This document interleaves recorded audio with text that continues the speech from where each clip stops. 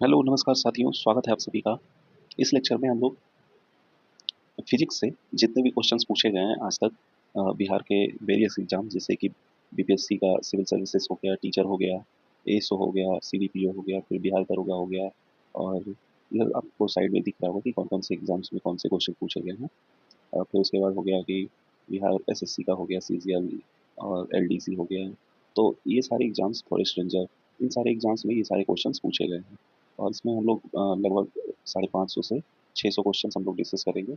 मतलब एक तरह से समझिए तो फिजिक्स का रिवीजन करने वाले हैं और ये सारे क्वेश्चंस बहुत ही इंपॉर्टेंट है। हर एक एग्जाम में लगभग यही सब क्वेश्चंस हमेशा रिपीट होते रहते हैं। तो आप अगर इस पूरे लेक्चर को आप लोग एक बार दो बार देख लीजिए तो आपको रिवाइज हो जाएगा और एग्जाम में बहुत सारे एग्जाम्स में लगभग एसएससी का हो गया, रेलवे का हो गया, कई सारे एग्जाम में आपको यहाँ से क्वेश्चन देखने को मिल जाएंगे।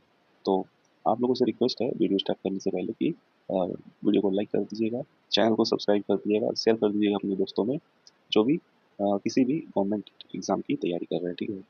और किसी को अगर पीडीएफ चाहिए होगा इस लेक्चर का तो लास्ट में आपको मतलब जब कमेंट बॉक्स खोलेंगे तो वहाँ पे एक लिंक मेंशन कर दिया जाएगा, उस लिंक पे क्लिक करिएगा, आपको पीडीएफ भी मिल जाएगा। तो चलिए शुरू करते हैं।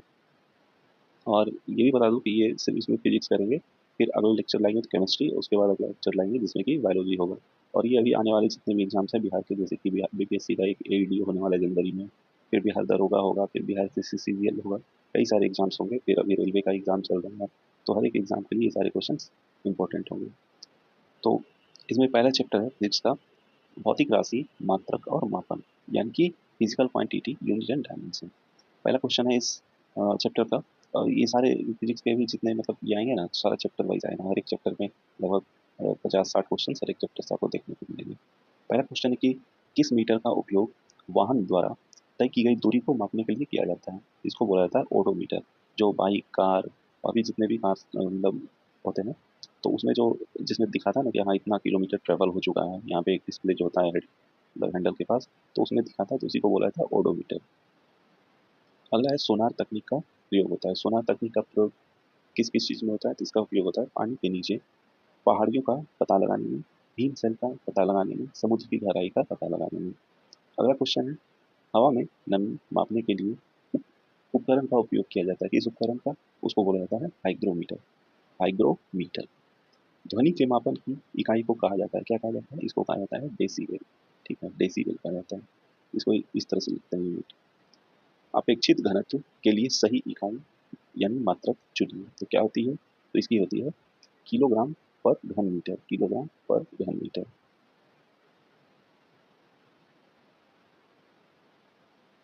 मतलब इसको एक तरह से इसको क्या बोलते हैं, डेंसिटी। ठीक है, डेंसिटी का फॉर्मूला होता है मास बाय वॉल्यूम, तो वही है, मास का जो यूनिट हो गया केजी और वॉल्यूम का हो गया मीटर क्यूब। अपेक्षित घनत्व जिसके द्वारा विद्युत परिपथ में बहने वाली धारा की पहचान होती है। मतलब जो जो इलेक्ट्रिक लाइन्स होता है उसमें क्या करंट फ्लो कर रहा है, कितना कर रहा है, उसको मापने के लिए जो इंस्ट्रूमेंट होता है वो होता है आमीटर। क्या होता है, आमीटर।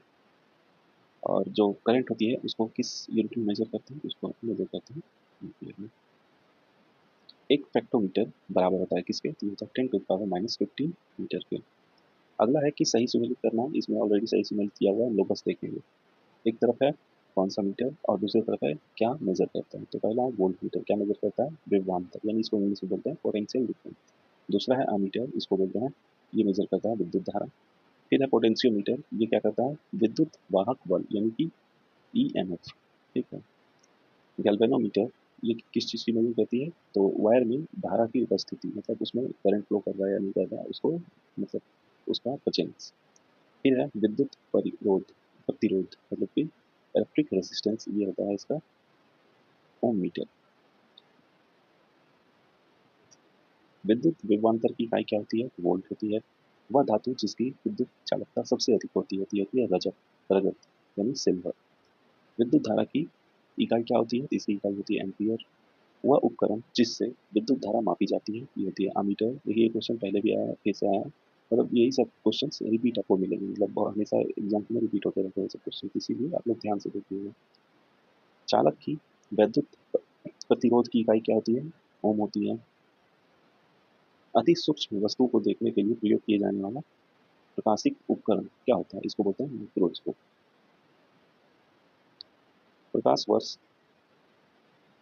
किसका मात्रक है? तो ये है दूरी का, वेग, विस्थापन, त्वरण, बल, बल आघूर्ण, चाल प्रवणता, ताप प्रवणता, रेखीय संवेग, ये सब किस तरह की मतलब राशि है? तो ये है सदिश। सदिश मतलब होता है, इसको इंग्लिश में बोलते हैं वेक्टर। वेक्टर किसको बोलते हैं? वैसा फिजिकल क्वांटिटी जिसका कि कुछ मतलब उसका फिक्स, जिसका कि मैग्नीट्यूड हो और साथ ही साथ डायरेक्शन हो, तो उसी को बोला जाता है सदिश राशि यानी कि वेक्टर क्वांटिटी। अगला क्वेश्चन है गति, द्रव्यमान, घनत्व, तापमान, ये सब किस तरह की है? ये अदिश यानी स्केलर। इनका सिर्फ मैग्नीट्यूड होता है, इसका कोई डायरेक्शन नहीं होता इन सारे फिजिकल क्वांटिटीज का। अगला है कि प्रकाश वर्ष इकाई है किस चीज की? ये है दूरी की। मूल भौतिक राशि, दिए गए ऑप्शन के अनुसार विद्युत धारा जो है ये मूल भौतिक राशि है। ताप कर्व की एसआई इकाई क्या होती है? ये होती है केल्विन। किलोवाट घंटा जो होता है ये मात्रक किसका होता है? तो ये ऊर्जा का होता है, ठीक है, ऊर्जा। फर्मी मात्रक है किस चीज की? तो ये है लंबाई की, बहुत ही छोटी मतलब होती है, बहुत छोटी मतलब होती है ये लंबाई में। अदिश राशि है क्या है? दाब है, दिए गए ऑप्शन के अनुसार और भी ऑप्शन जो होंगे उस ऑप्शन के अनुसार आंसर यहाँ पे दाब होगा। दाब यानी कि प्रेशर। वह राशि जिसका मात्रक नहीं है, तो ये होती है विकृति। क्या है? विकृति। इसको इंग्लिश में इसको विकृति को बोलते हैं स्ट्रेन। अगला क्वेश्चन है समुद्री दूरी को मापा जाता है किस चीज में? तो इसको मापा जाता है नॉटिकल माइल में। एक 10 नैनोमीटर में क्या होंगे? तो 10 नैनोमीटर में होंगे 10⁻⁻⁸ एम के एस पद्धति में बल का मात्रक क्या होता है? तो इसका मात्रक होता है न्यूटन। अदिश राशि क्या है? तो यह सामर्थ्य। वह उपकरण जिसकी सहायता से आर्द्रता मापी जाती है हाइग्रोमीटर। दाब की इकाई क्या होती है? दाब की इकाई होती है न्यूटन पर वर्ग मीटर, यानी कि प्रेशर पूछता है, ठीक है, तो इसका होता है फोर्स पर यूनिट एरिया। तो फोर्स का क्या होता है? न्यूटन का, एरिया का क्या होता है? मीटर स्क्वायर, तो यही है न्यूटन पर मीटर स्क्वायर। सदिश राशि यानी कि वेक्टर नहीं है, दिए गए ऑप्शन का, तो ये आयतन है, आयतन यानी कि वॉल्यूम। एक माइक्रोन किसके बराबर होता है? तो ये होता है 1/1000। एक पिकोग्राम किसके बराबर होता है? तो ये होता है 10⁻⁻12 ग्राम के। ध्वनि की तीव्रता को नापता है कौन? तो ये होता है ऑडियोमीटर। ऑडियोमीटर। दूरी समय ग्राफ का ढलान देता है, क्या देता है? तो ये होता है चाल। मतलब कि अगर इस तरह से एक तरफ टाइम डिस्टेंस है या फिर टाइम का कह लीजिए, टाइम डिस्टेंस अगर ग्राफ का अगर इसका कुछ भी इस तरह से आ रहा है, इस तरह से आ रहा है, यहाँ से यहाँ तक का निकालना है कि क्या मेजर कर ये करेगा। ये जो होता है ये एरिया, ये जो एरिया होता है ना, इससे निकलता है क्या? चाल यानी कि इसकी। अगला है एक समान वित्तीय गति में निम्न राशि स्थिर रहती है, क्या स्थिर रहती है? तो ये होती है चाल। ऑडियोमीटर मापा किस चीज का? दूरी का, सॉरी ऑडियोमीटर। ये सबसे पहला क्वेश्चन था। अगला है कि इलेक्ट्रोमीटर का उपयोग, इलेक्ट्रोमीटर का उपयोग क्या मापने के लिए किया जाता है? ये होती है दूध की शुद्धता। खगोलीय दूरी मापने की इकाई क्या होती है? ये होती है प्रकाश वर्ष। उच्च तापमान को अधिक दूरी से नापने के लिए प्रयोग किए जाने वाला उपकरण होता है, इसको बोलते हैं पायरोमीटर। एक जूल किसके बराबर होता है? ये होता है 1 न्यूटन मीटर। पारसेक मात्रक है किस चीज की? है दूरी की, पारसेक। वायु दाब को यानी कि एटमॉस्फेरिक प्रेशर को मापने वाला जो यंत्र होता है वो कहलाता है बैरोमीटर। जिन दो भौतिक राशियों के मात्रक समान होते हैं ये है वेग और चाल। दिए गए ऑप्शन के अनुसार जैसे बहुत सारे हैं जिसका कि समान होता है। भार और एसआई, भार का एसआई मात्रक क्या होता है? ये होता है न्यूटन, यानी कि वेट का पूछता है, ठीक है, वेट। तो ये दो होता है, एक वेट होता है, एक होता है मास। वेट जो होता है ये वेरी करता है, मतलब क्या होता है वहाँ का जो जिस जगह पे हम लोग मेजर कर रहे होता है ग्रेविटेशनल वैल्यू जो होता है उसके अनुसार वो वेरी करता है और मास सेम होता है हमेशा।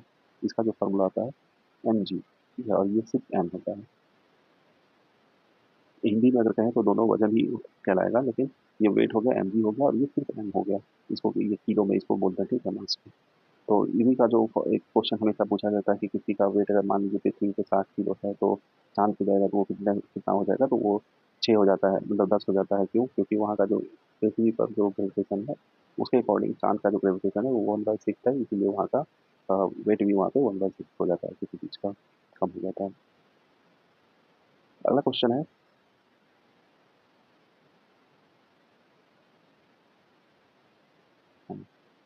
बल का विमीय समीकरण यानी कि डायमेंशन बल का क्या है, M L T minus two. ये सब निकालना बहुत ही आसान होता है, अगर अगर याद नहीं है तो आप किसी का भी आसानी से निकाल सकते हैं। देखिए कैसे निकाला जाता है। फोर्स का जैसे पूछ रहा है, तो फोर्स का फॉर्मूला क्या होता है, मास इंटू एक्सीलरेशन होता है। और देखिए किसी का भी मतलब जो डायमेंशन निकालते हैं तो एम एल और टी के फॉर्म में निकाल रहे हैं।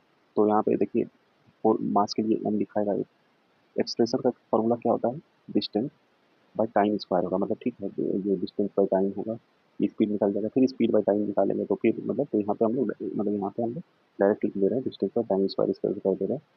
अब क्या है कि डिस्टेंस के लिए एल होगा, तो एम तो पहले से है ही, डिस्टेंस के लिए एल हो जाएगा और टी नीचे में है, ये ऊपर जाएगा क्या हो जाएगा, टी माइनस टू हो जाएगा। ठीक है, तो इस तरह से लिख दीजिए। तो सब किसी का फॉर्मूला लिखिए, फॉर्मूला के अनुसार एम एल टी के फॉर्म में लिख के आप कर दीजिए फाइनल, वही हो जाता है डायमेंशन।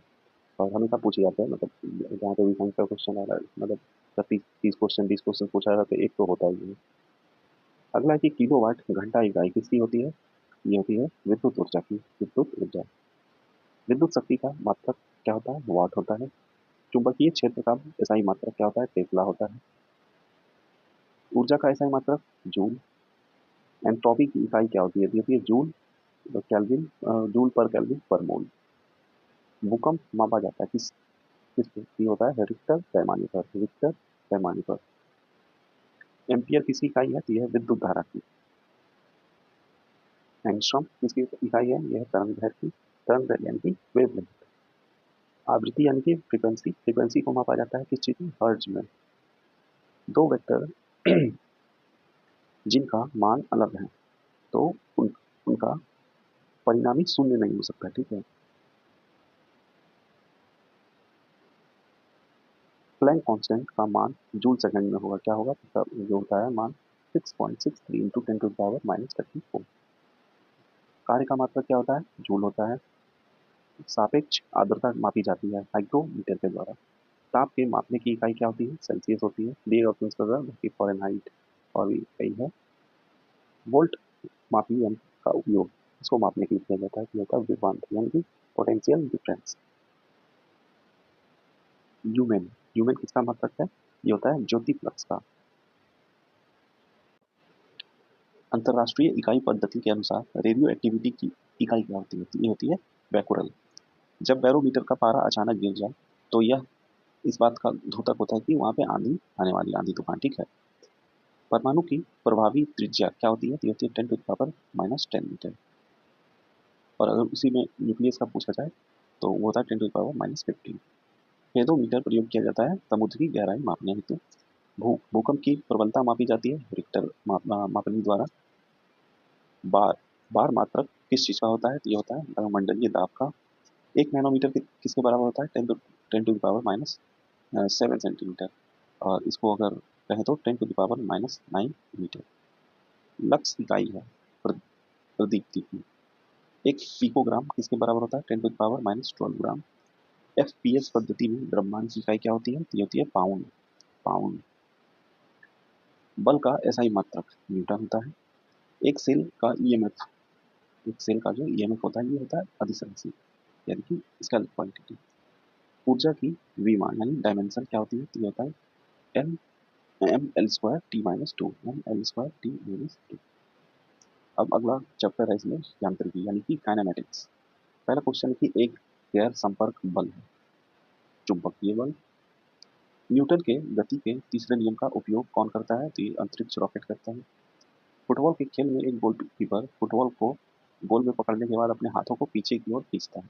यह गोलकीपर को डैश सक्षम बनाता है। तो ये होता है जो बॉल, जो फुटबॉल होता है बहुत ही स्पीड में आ रहा है तो उसको पकड़ के उसको पीछे खींचने का यही होता है काम, कि उसका जो संवेग होता है यानी कि मोमेंटम उसको परिवर्तन की दर को कम करने में। ठीक है, गतिज ऊर्जा से ऊष्मा ऊर्जा परिवर्तन में शामिल होता है, ये होता है घर्षण बल। एक बस सीधे रास्ते पर चल रही है और अचानक दाईं ओर तेजी से मोड़ देती है। बस में यात्री जो होता है ये बाईं की ओर झुके हैं। ठीक है, फर्स्ट लॉ के नियम से। एक संगीत कार्यक्रम में ऑर्केस्ट्रा बजाने से पहले एक सितार वादक तनाव को समायोजित करने की कोशिश करता है और स्ट्रिंग को उपयुक्त रूप से बांधता है। ऐसा करके वो क्या ठीक करने की कोशिश करता है, तो जो मतलब होता है ना शादी ब्याह में आता है तो एक बेंजो वाला भी आता होगा या फिर कहीं कहीं कोई संगीत कार्यक्रम है तो वहाँ पे सितार होता है, तो उसका जो स्ट्रिंग होता है ना, घुमा घुमा के थोड़ा टाइट किया जाता है, गिटार का थोड़ा सा टाइट करता है, तो वो इसलिए करता है क्योंकि वो बाकी जो वहाँ पे यंत्र है, अन्य वाद्य यंत्र, उसका जो फ्रिक्वेंसी के साथ, तो वो स्ट्रिंग तार की फ्रिक्वेंसी को मैच करने के लिए। आघात और प्रत्याघात के बल हमेशा क्या होते हैं, तो ये समान और विपरीत दिशा में होते हैं, समान और विपरीत दिशा में। कीड़े पानी की सतह पर बिना डूबे घूम सकते हैं, क्यों? तो पानी के जो पृष्ठ तनाव के कारण, ठीक है, पृष्ठ तनाव, सरफेस टेंशन। वर्षा की जो बूंद होती है ये गोलाकार होता है, क्यों होता है? तो ये भी पृष्ठ तनाव के कारण होता है। ये क्वेश्चन बहुत बार पूछा गया, बहुत सारे एग्जाम से सब। सबसे ज्यादा सैनता होती है किसकी? ये होती है शहर की। चलती बस में जब चालक अचानक ब्रेक लगाता है तो यात्रियों के आगे धक्का लगता है। इसको समझाया जा सकता है किसके नियम से? तो ये होता है न्यूटन के प्रथम गति के नियम से। न्यूटन फर्स्ट है। पानी वाले बीकर में बर्फ का एक टुकड़ा तैर रहा है, जब पूरी बर्फ पिघल जाए तो पानी का क्या स्तर होगा? तो वही रहेगा, ठीक है। जब शुरू-शुरू में कोई आता है पढ़ने लिखने में तो उसको नहीं पता था, उसको लगता है ना कि जब बर्फ पिघलेगा तो पिघल के वो पानी बन के बह जाएगा, बट ऐसा नहीं है, वो शुरू से बर्फ उसी में था, तो पिघलेगा भी तो उसी में ही रहेगा। जब बर्फ था उस टाइम पानी नहीं बहा तो पिघलने के बाद नहीं निकला, पिघलने के बाद तो और होता है बर्फ, थोड़ा सा डेंसिटी मतलब कम होता है बर्फ बर्फ का पानी से, तो पिघलने के बाद उसका और कम हो जाता है वॉल्यूम। अधिक ऊंचाई पर उड़ने पर एक हवाई जहाज के अंदर वायु पंपों के उपयोग से क्या होता है, तो ये समान वायुमंडलीय दबाव बनाए रखता है, ठीक है। कंक्रीट की सड़क की तुलना में रेतीली सड़क पर चलना अधिक कठिन होता है, क्यों? क्योंकि रेत और पैरों के बीच जो होता है घर्षण, ये कंक्रीट और पैरों के बीच घर्षण की तुलना में कम होता है। किसी पत्थर को एक ढलान वाली सड़क पर ऊपर की ओर से ऊपर की ओर उठाने की तुलना में नीचे की ओर लुढ़काना आसान होता है, क्यों? क्योंकि पत्थर पत्थर को लुढ़काने में किया गया कार्य उसे उठाने में किए गए कार्य की अपेक्षा कम होता है, इसीलिए। बरसात की बूंदों का गोल आकार होता है, क्यों होता है? तो ये पृष्ठ तनाव के कारण होता है। ये देखिए क्वेश्चन कई बार देखने को मिल रहे हैं। अगला है कि एक अश्व शक्ति यानी 1 हॉर्स पावर किसके बराबर होता है? ये होता है 746 वाट की। बॉल बियरिंग का उपयोग साइकिल, स्कूटर आदि में किया जाता है। किस लिए? ये होता है पहिए और धुरों के बीच घर्षण कम करने के लिए। वॉशिंग मशीन का कार्यकारी सिद्धांत आधारित होता है किस पे? तो ये होता है अपकेंद्रीय बल पे, सेंट्रीफ्यूगल फोर्स। एक चिड़िया एक तार के पिंजरे में बैठी है जो एक स्प्रिंग तुला में लटक रहा है। यदि चिड़िया पिंजरे के अंदर ही उड़ना शुरू करती है तो स्प्रिंग तुला की माप होगी क्या होगी? ये पहले से कम होगी। यदि बल को न्यूटन में और दूरी को मीटर में प्रदर्शित किया जाए तो किए हुए कार्य को प्रदर्शित किया जाएगा किसमें? तो ये जूल में किया जाएगा, जूल। तो ये वर्क का फॉर्मूला होता है फोर्स गुना डिस्टेंस, ठीक है, कितना डिस्टेंस ट्रेवल किया गया। तो यहाँ पे क्या पूछ रहा है कि इसको बल को न्यूटन में यानी फोर्स ये न्यूटन हो जाएगा यहाँ पे, गुना दूरी को मीटर में न्यूटन मीटर, तो इसका जो यूनिट निकलेगा जब वर्क का तो क्या किस में लिखेंगे? तो इसको जूल में लिखेंगे, ठीक है। 1 किलोमीटर दूरी का तात्पर्य है क्या? तो ये 1000 मीटर होता है, बहुत ही सिंपल है।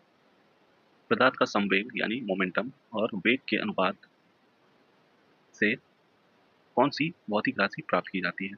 क्योंकि द्रव्यमान, द्रव्यमान ये होता है mass into mass into velocity होता है मोमेंटम का। मोमेंटम को पी लिखते हैं, तो पी बराबर होता है मास इंटू वेलोसिटी। तो यहाँ पे वही पूछ रहा है कि यदि पदार्थ के संवेग और वेग के अनुपात मतलब इसमें इसमें अगर भी से भाग दे दे तो क्या बचेगा? एम बचेगा, तो वही पूछ रहा था। अगला है द्रव्यमान और त्वरण का गुणनफल क्या होता है? ये बल होता है, मतलब कि फोर्स बराबर मास इंटू एक्सेलरेशन, यही द्रव्यमान और त्वरण। त्वरण ज्ञात करने की सही सही सूत्र क्या होती है? दिए गए ऑप्शन के अनुसार जो होता है, मतलब ये हो गया ए बराबर V minus U by T. किसी प्रत्यक्ष सॉरी प्रत्यय किसी प्रत्यय का पद क्या होता है? तो ये होता है परवला परवल आकार, यानी कि इस तरह से हाइपरबोला इसको बोलते हैं, सॉरी पाराबोला बोलते हैं इसको। किसी प्रत्यय का पथ क्या होता है? परवल आकार। पूर्णतः भरी हुई बोतल के पानी में घनीभूत होने पर बोतल टूट जाती है, क्यों? जम जाने के कारण जब जो होता है पानी का आयतन बढ़ जाता है, मतलब पानी से वो उसका डेंसिटी कम होता है आइस का, तो बोतल में अगर वो अगर जम गया पानी तो बर्फ बनेगा, तो वो फैलना चाहेगा, फैलेगा तो बोतल टूटेगी। नियत वेग से गतिशील ट्रेन में इंजन की ओर मुंह करके बैठे यात्री एक गेंद ऊपर की ओर उछालता है, गेंद वापस आएगा उसके हाथ में। आघात और प्रत्याघात के बल हमेशा क्या होते हैं, तो ये समान और विपरीत दिशा में होते हैं। किसी सिलाई मशीन की सुई की गति होती है, क्या होती है, तो ये होती है आवृत्ति, यानी कि मतलब एक फ्रिक्वेंसी के अनुसार, मतलब सेम टाइम इंटरवल में, मतलब वो अपना उस तरह से चुभेगा, ऊपर उठेगा, फिर चुभेगा, ऊपर उठेगा, मतलब एक उसका टाइम इंटरवल सेम होता है। पानी का घनत्व अधिकतम होता है कब, ये होता है 4 डिग्री तापमान पे। ये क्वेश्चन बहुत बार पूछा गया, देखिए आपको दिखाता है इधर, देखिए कितनी बार, यहाँ पे सिर्फ बिहार में ये 4 बार बीपीएससी में पूछ दिया गया है, और भी बहुत सारे एग्जाम्स में बहुत बार पूछा गया है। अगला है कि बिजली का बल्ब फर्श पर गिरने पर टूट जाता है, परंतु अ, गलीचे पर गिरने पर नहीं टूटता है, क्यों? क्योंकि जो फर्श पर बल्ब के आवेग में परिवर्तन अधिक होगा। 5 किलोग्राम के द्रव्यमान को टेबल पर खींचने पर एक कमानीदार तराजू पर 20 न्यूटन का पठन आता है। इस द्रव्यमान द्वारा कमानीदार तराजू पर लगने वाले बल्ब का परिणाम क्या होगा, ये होगा 20 न्यूटन। यदि किसी गतिशील वस्तु पर लगने वाले सभी बलों का योग शून्य हो तो वस्तु क्या होगा, तो ये समरूप गति से चलती रहेगी, समरूप गति से चलती रहेगी। एक खिलाड़ी अचानक छलांग लगाने की अपेक्षा कुछ दूर से दौड़ता हुआ आकर ज़्यादा लंबी छलांग लगा पाता है। इसका कारण क्या होता है? इसका कारण ये होता है कि गतिमान अवस्था की जड़ता। एक शिकारी दूर किसी वृक्ष पर बैठे एक बंदर पर निशाना साधता है। जैसे ही गोली बंदूक से छूटती है वैसे ही बंदर डाल पर से सीधा ऊर्ध्व दिशा में नीचे की ओर गिर जाता है। बंदूक की गोली जो होगी ये बंदर को लगेगी।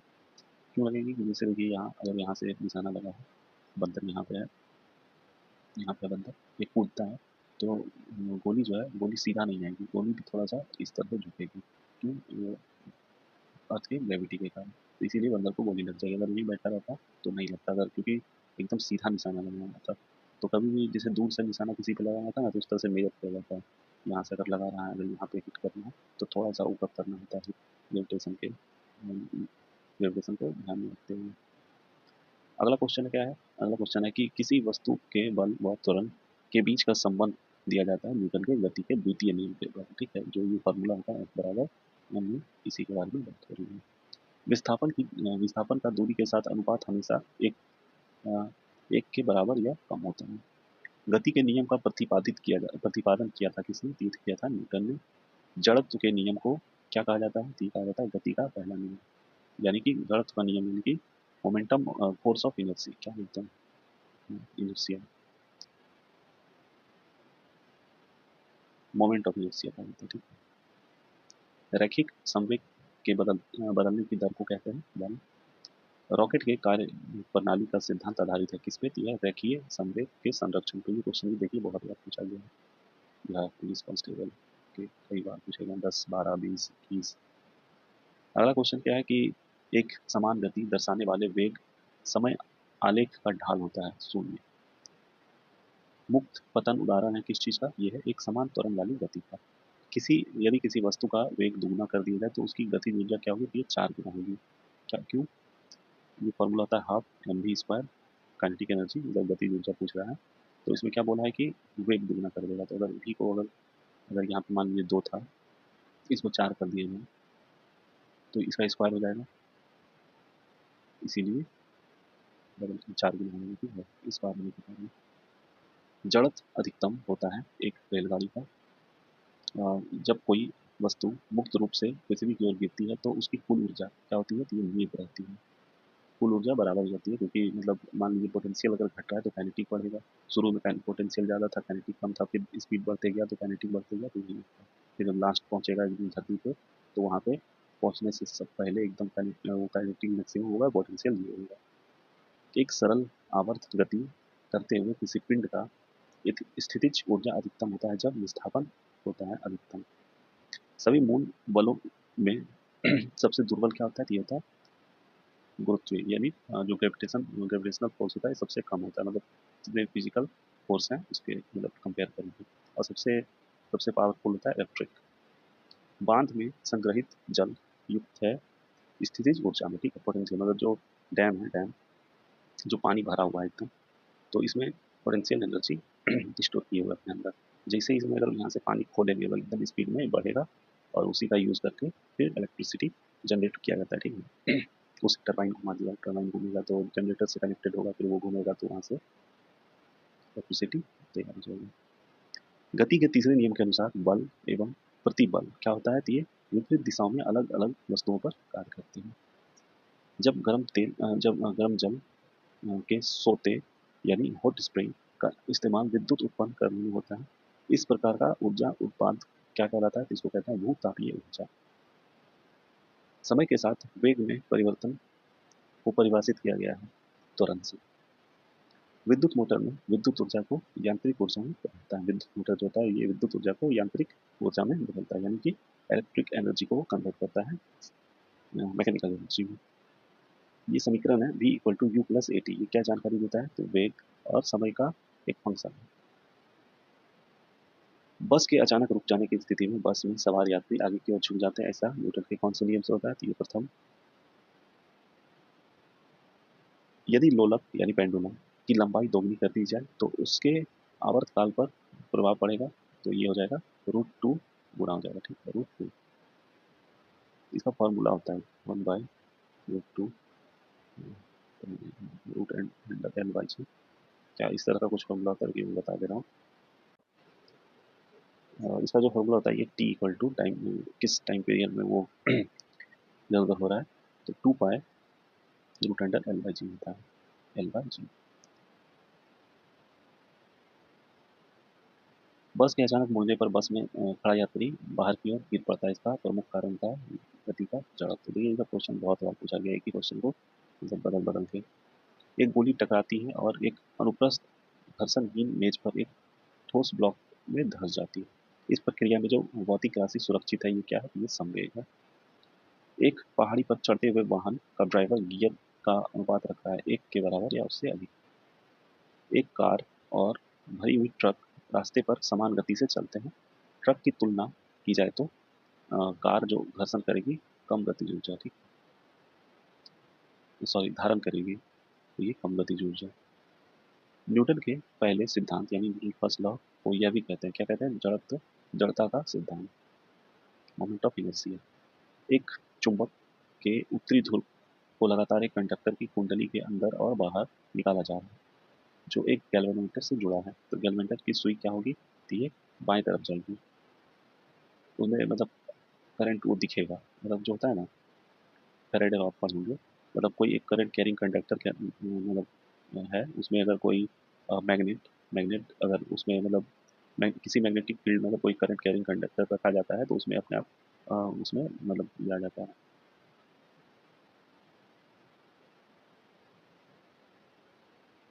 अगला क्वेश्चन है, आकाश में उड़ते पक्षी में होती है, क्या होती है, गतिज ऊर्जा और स्थितिज ऊर्जा दोनों। मथने के पश्चात क्रीम का दूध से पृथक हो जाने का कारण क्या है, ये है अपकेंद्रीय बल यानी सेंट्रीफ्यूगल फोर्स। गति का अध्ययन कहलाता है, क्या कहलाता है, इसको बोलते हैं काइनेमेटिक्स। अश्व यदि एकाएक चलना प्रारंभ कर दे तो अश्वारोही के पीछे की तरफ गिरने की आशंका का कारण क्या होता है, तो ये विश्राम जड़त्व है। मतलब सब ये न्यूटन फर्स्ट लॉ, ये एक तरह से सब। 1 किलोग्राम पदार्थ के तुल्य ऊर्जा डैश कर्म की होती है, क्या होती है, तो ये होती है 10⁻17 जूल। न्यूटन के गति के डैश नियम है, कितने नियम है, 3 नियम है। इस एक अश्व शक्ति में कितने वाट होते हैं, 746। विद्युत मोटर से विद्युत ऊर्जा रूपांतरित होती है, क्या होती है, विद्युत मोटर से विद्युत ऊर्जा रूपांतरित होती है यांत्रिक ऊर्जा में। यदि किसी पिंड के द्रव्यमान को दोगुना कर दिया जाए तथा वेग को आधा कर दिया जाए तो पिंड की जो गतिज ऊर्जा होगी ये आधी आधी हो जाएगी। यदि एक पेंडुलम से दोलन दोलन करने वाली घड़ी को पृथ्वी से चंद्रमा पर ले जाए तो घड़ी क्या होगी, सुस्त हो जाएगी। इस क्वेश्चन को मतलब इसका फॉर्मूला है हाफ एम वी स्क्वायर, इसको हम बैठा के निकाल सकते हैं। क्या बोला था कि द्रव्यमान को दोगुना कर दिया, मतलब कि एम को 2m कर दिया, मतलब फॉर्मूला ये रहेगा हाफ, अब ये हो गया 2m बन गया। और जो वेग है मतलब भी है उसको आधा कर दिया तो v/2 स्क्वायर। तो बोल रहा है कि पिंड की जो गतिज ऊर्जा क्या होगी, तो देखिए क्या होगा, ये 2 कट गया पहले और ये क्या हो गया, एम वी स्क्वायर बाय 4 हो गया। देखिए यहाँ पे क्या था, एम बी स्क्वायर बाई 2 था, एम बी स्क्वायर बाई 4 हो गया, क्या हो गया, आधा हो गया।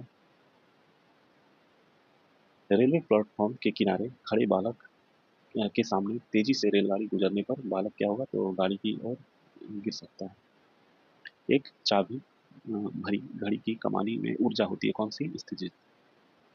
मात्रा स्थिर रखते हुए जब किसी पिंड की गति दोगुनी कर दी जाए तो उसका संवेग दोगुना हो जाएगा। कार्य करने की क्षमता कहलाती है ऊर्जा।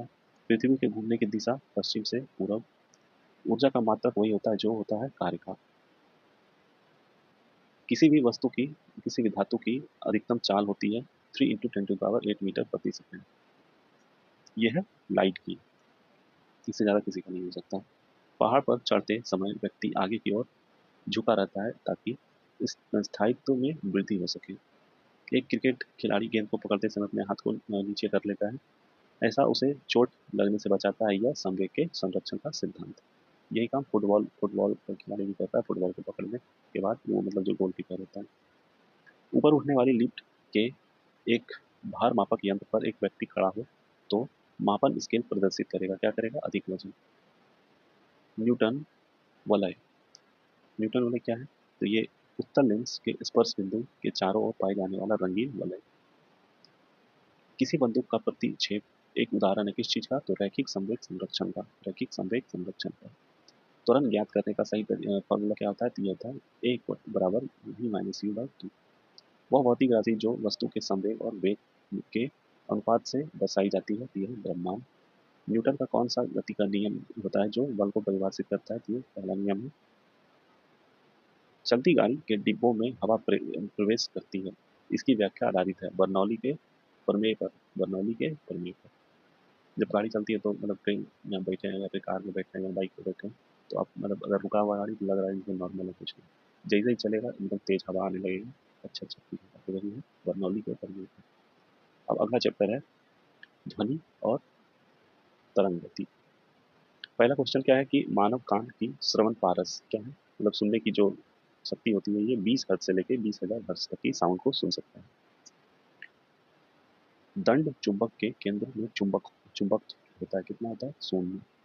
1 सेकंड दोलक को रॉकेट में माउंट किया जाता है, इसका दोलन काल घटेगा यदि रॉकेट ऊपर की ओर समान वेग वृद्धि से बढ़ता है तब। पेंडुलम घड़ी की समय अवधि जो होती है ये दोलन काल होती है, क्या होती है, तो ये 2 सेकंड होती है। गर्भ में भ्रूण के विकास को जानने के लिए उपयोग किया जाता है पराध्वनि तरंगों का, पराध्वनि तरंगों का। अल्ट्रासाउंड जो किया जाता है मतलब देखने के लिए कि बच्चा किस स्थिति में है, तो ये रेडियोथेरेपी में अल्फा विकिरण का प्रयोग नहीं किया जाता है क्योंकि यह लागत प्रभावी नहीं है। एक पुरानी लिखी हुई धुंधली सामग्री आसानी से पढ़ी जा सकती है, आयत गिरने जा रहा, आयत गिरने जा रहा। विद्युत चुंबकीय तरंगों का वेग होता है कितना, 3 × 10⁸। लोलक का टाइम पीरियड क्या होता है, तो ये लंबाई के ऊपर निर्भर करता है, इसका क्या होता है फॉर्मूला, टाइम पीरियड होगा T = 2 π√L/G। तो इसमें लेंथ पे डिपेंड करता है। सेकंड लोलक का आवर्तकाल क्या होता है, 2 सेकंड। बिल्ली के सुनने की आवृत्ति विस्तार क्या होती है, तो ये 45 हर्ट्ज से लेकर 64 किलो हर्ट्ज तक। जब ध्वनि तरंग के रूप में चलती है तो क्या होती है, मध्यम के कण अपनी औसत स्थिति को छोड़े बिना ऊर्जा के को स्थानांतरित करते हैं। विभाजन की दीवारों में ध्वनि अवशोषित करने के लिए सर्वोत्तम पदार्थ क्या होता है, तो ये कांच की रुई होता है, कांच की। अनुदैर्ध्य तरंगों का उदाहरण है, क्या है, तो यह ध्वनि तरंग। एफएम रेडियो का ब्रॉडबैंड क्या कितना होता है, तो ये होता है 88 मेगाहर्ट्ज से लेकर 108 मेगाहर्ट्ज। एफएम जब सुनते होंगे तो सुना ही होगा, जैसे कि रेडियो मिर्ची का बोलता है कि 98.3 मेगाहर्ट्ज, फिर 92.7 मेगाहर्ट्ज किसका होता है, तो उसी तरह ये होता है 88 मेगाहर्ट्ज से लेकर 108 मेगाहर्ट्ज जो होता है एफएम रेडियो का ब्रॉडबैंड होता है। अगला है कि सीटी स्कैन का फुल फॉर्म होता है कंप्यूटेड टेमोग्राफी। ये प्रयोग करती है कौन सी रे, ये एक्सरे। 20 किलो हर्ट्ज से ज़्यादा आवृत्ति की ध्वनि तरंगे क्या होती है, इसको बोलते हैं अल्ट्रासोनिक, अल्ट्रासोनिक। चमगादड़ द्वारा उपयोग किया जाता है सोनार के सिद्धांत का। एमआरआई मशीन में जो होता है किस प्रकार की तरंग का उपयोग किया जाता है, उसमें चुंबकीय तरंग। वायु में ध्वनि तरंग होती है अनुदैर्ध्य। हर्ट्ज में मापा जाता है आवृत्ति, आवृत्ति मतलब फ्रिक्वेंसी। एक सूक्ष्म तरंग आवन में उत्सर्जन का स्रोत होता है, क्या होता है, तो ये होता है मैग्नेट्रॉन मैग्नेट्रॉन। ध्वनि चित्रण यानी कि सोनोग्राफी जो होती है, उसमें कौन से तरंगों का उपयोग होता है? तो पराध्वनि तरंग, पराध्वनि तरंग। ध्वनि संचरण नहीं कर सकती है निर्वात में, मतलब कि वैक्यूम में जो होता है ध्वनि ट्रैवल नहीं करता है। दो उत्तरोत्तर स्ट्रिंग यानी कि सक्सेसिव क्रेस्ट अथवा दो उत्तरोत्तर गर्त यानी सक्सेसिव थ्रॉ के बीच की दूरी को कहते हैं तरंगदैर्घ्य। तरंगदैर्घ्य मतलब होता है वेवलेंथ। देखिए यही पूछ रहा है, मतलब कि इसमें जो बोल रहा है सक्सेसिव क्रेस्ट यानी कि ये दो, ठीक है, एक दो, दोनों के बीच का जो डिस्टेंस है इसको वेवलेंथ बोलेंगे। या दो गर्त, गर्त यानी कि सक्सेसिव थ्रॉ, ये जो हो गया यहाँ दोनों के बीच, इसको बोलिए या फिर इसको बोलिए, इसको क्या बोलते हैं? तो वेवलेंथ बोलते हैं।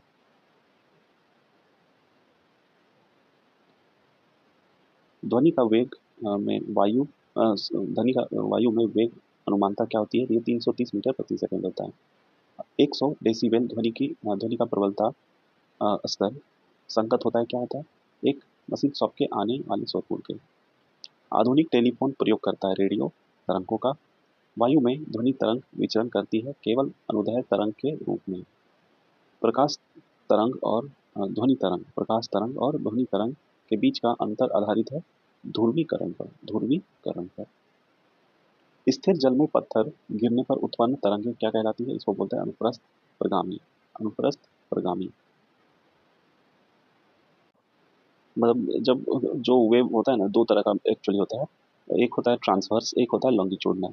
तो इसमें जो होता है ना ये अनुप्रस्थ, ये होता है मतलब ट्रांसवर्स, मतलब जैसे कि कोई एक है यहाँ पे पॉन्ड है, इसमें अब एक पत्थर गिरा है, तो ऐसा मतलब ऊपर नीचे करके बन जाएगा। एक होता है कि ये हो गया ट्रांसवर्स, इसको बोलते हैं, इसी को हिंदी में बोलते हैं अनुप्रस्थ। एक होता है लॉन्गिट्यूडनल, मतलब ऐसे ऐसे करके बनता है वेव, तो उसको बोलते हैं लॉन्गिट्यूड।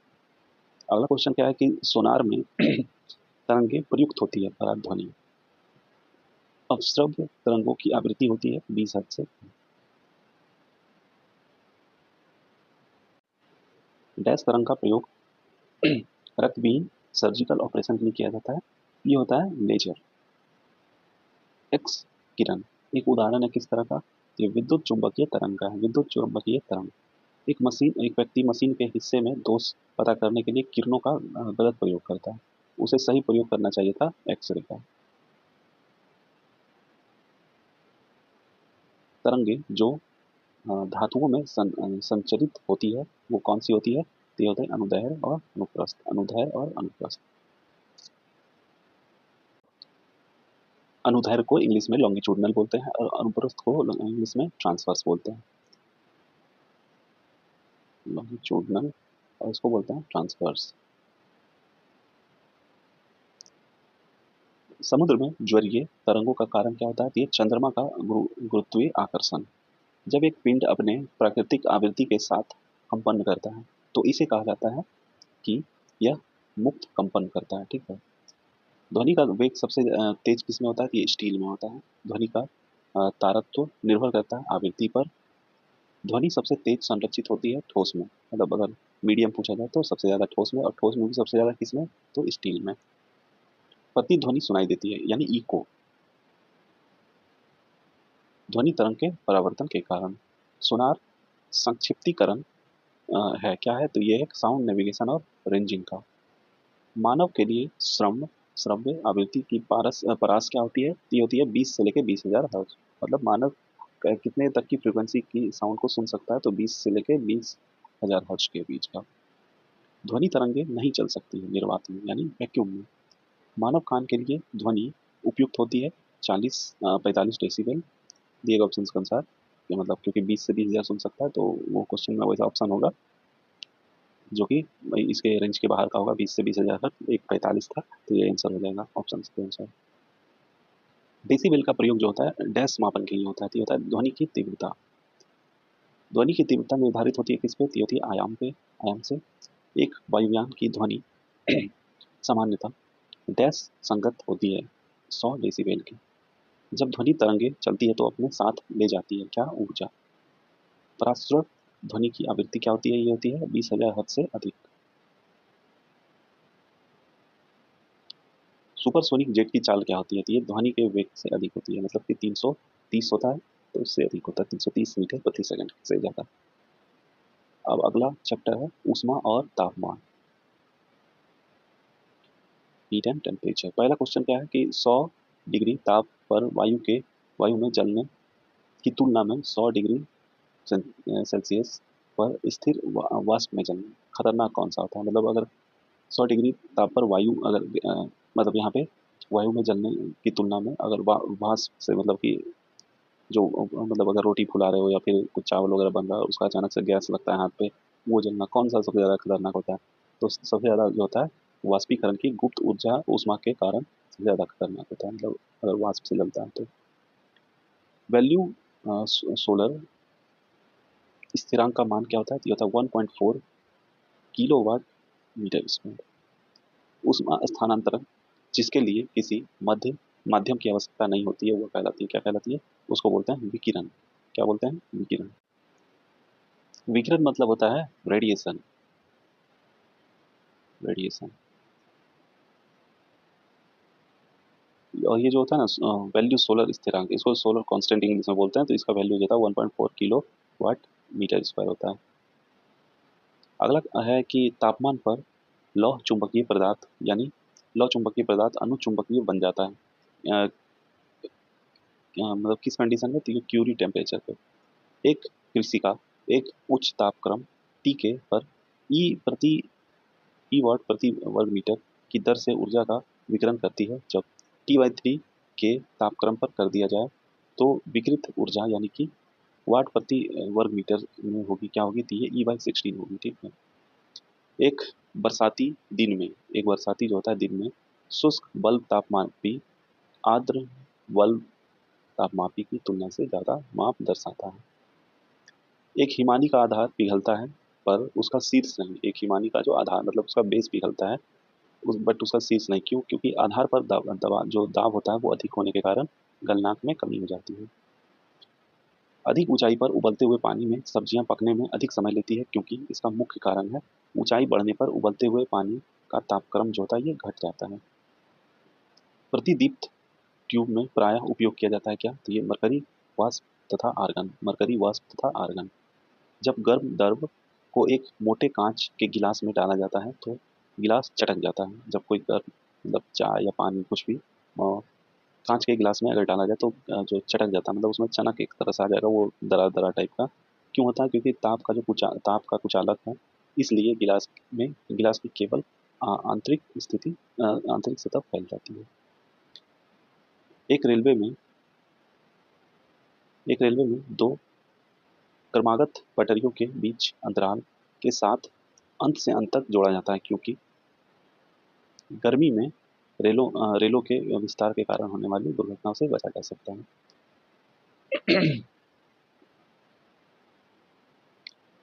गर्मियों में सफ़ेद कपड़े पहनना ज़्यादा आरामदायक होता है। क्यों? क्योंकि वो उन पर पड़ने वाले ताप को परावर्तित कर देता है, रिफ्लेक्ट कर देता है। पृथ्वी तल की तुलना में पहाड़ियों में भोजन पकाने में अधिक समय लगता है। क्यों? इसलिए लगता है क्योंकि पहाड़ियों में वायुमंडलीय दाब मैदानी इलाकों की तुलना में कम होता है, इसलिए पानी 100 डिग्री सेल्सियस के तापमान पर उबलता है, जिससे खाना पकाने में समय में वृद्धि हो जाती है। वह ताप बिंदु जिस पर ठोस द्रव गैस अवस्थाएं एक साथ रह सकती हैं वह कहलाती है, क्या कहलाती है? उसको बोलते हैं त्रिक बिंदु। क्या बोलते हैं? त्रिक बिंदु। यदि रेफ्रिजरेटर के दरवाजे कुछ घंटे के लिए खुले छोड़ दें तो कमरे का तापमान क्या होगा? तो ये बढ़ जाएगा।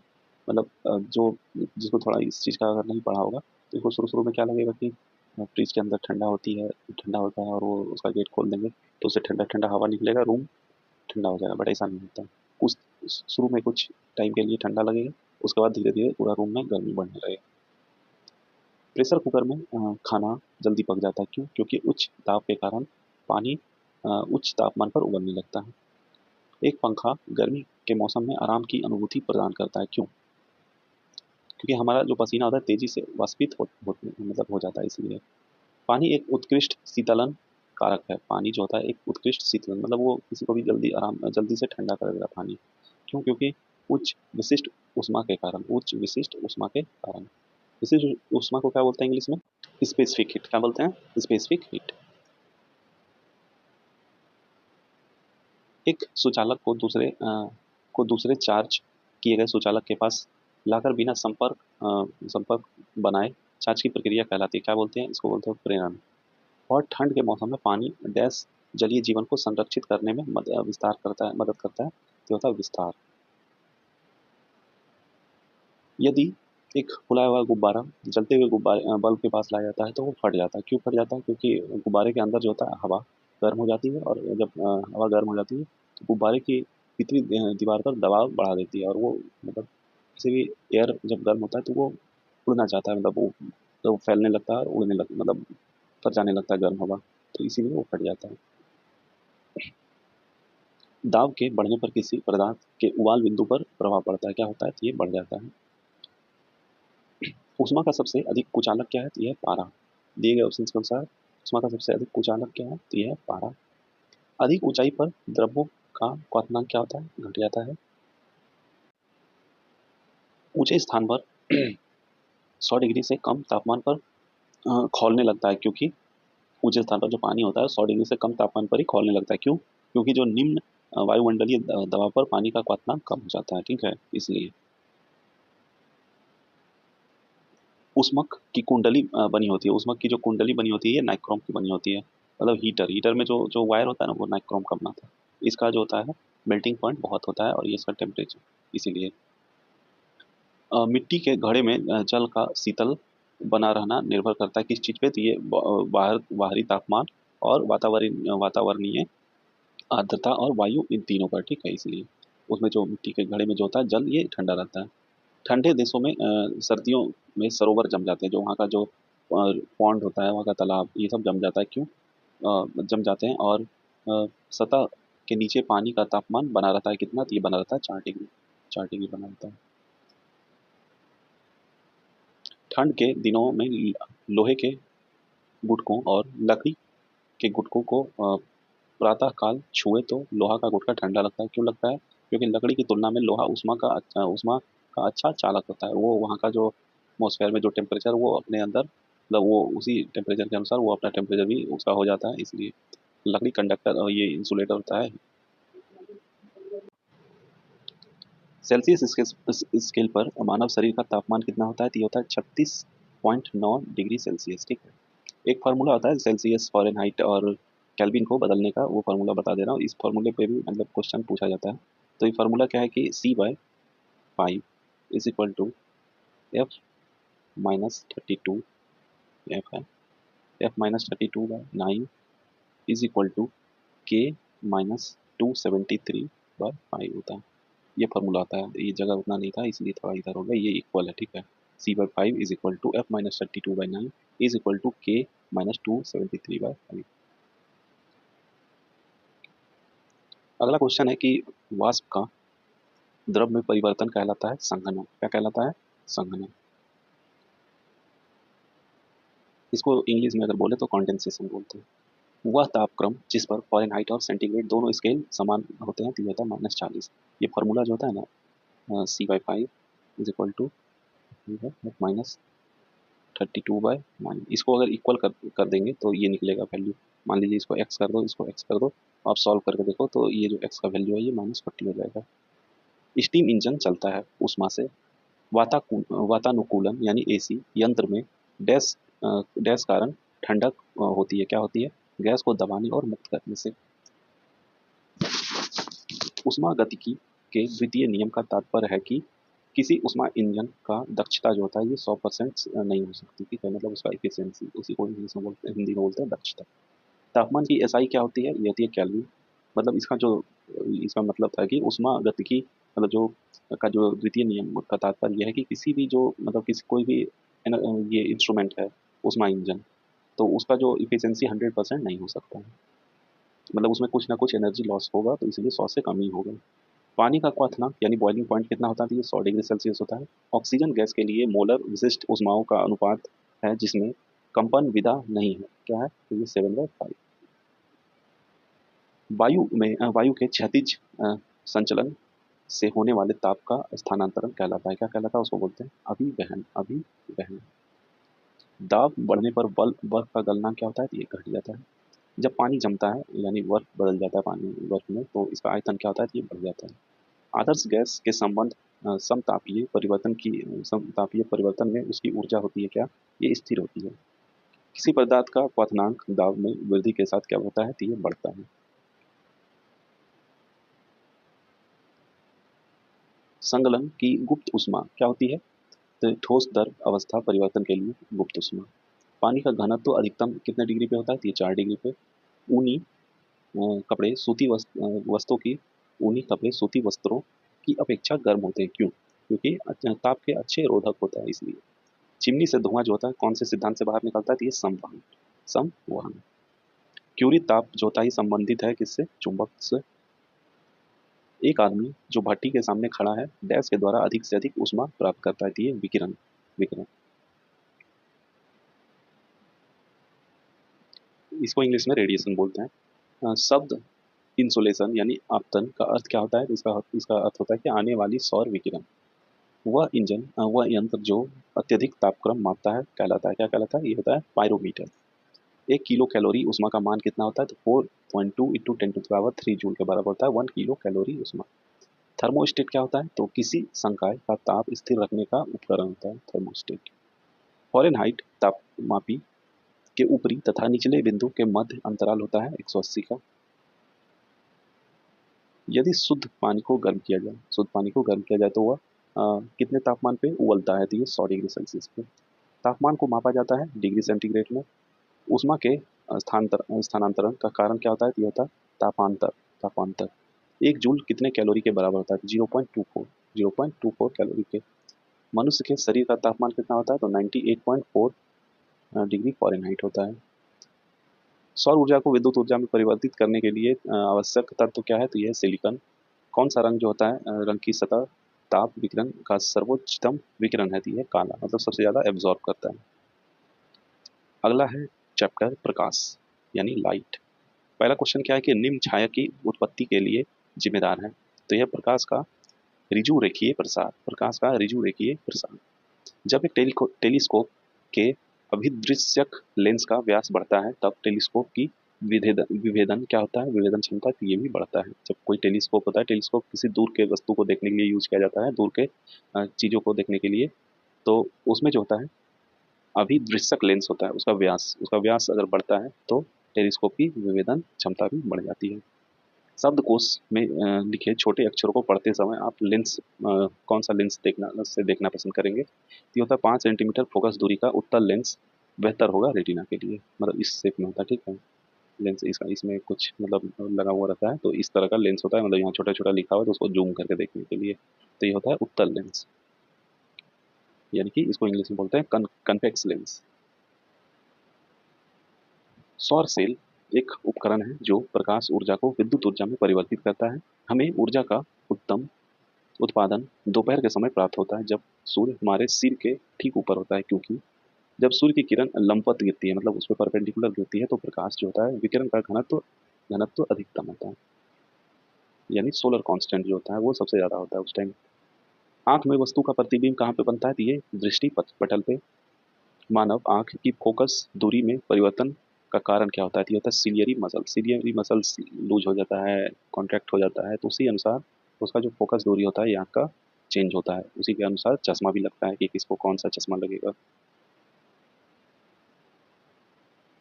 वाहनों के साइडों में ट्रैफिक देखने के लिए दर्पण का जो प्रयोग होता है ये होता है उत्तल, ठीक है, उत्तल मिरर।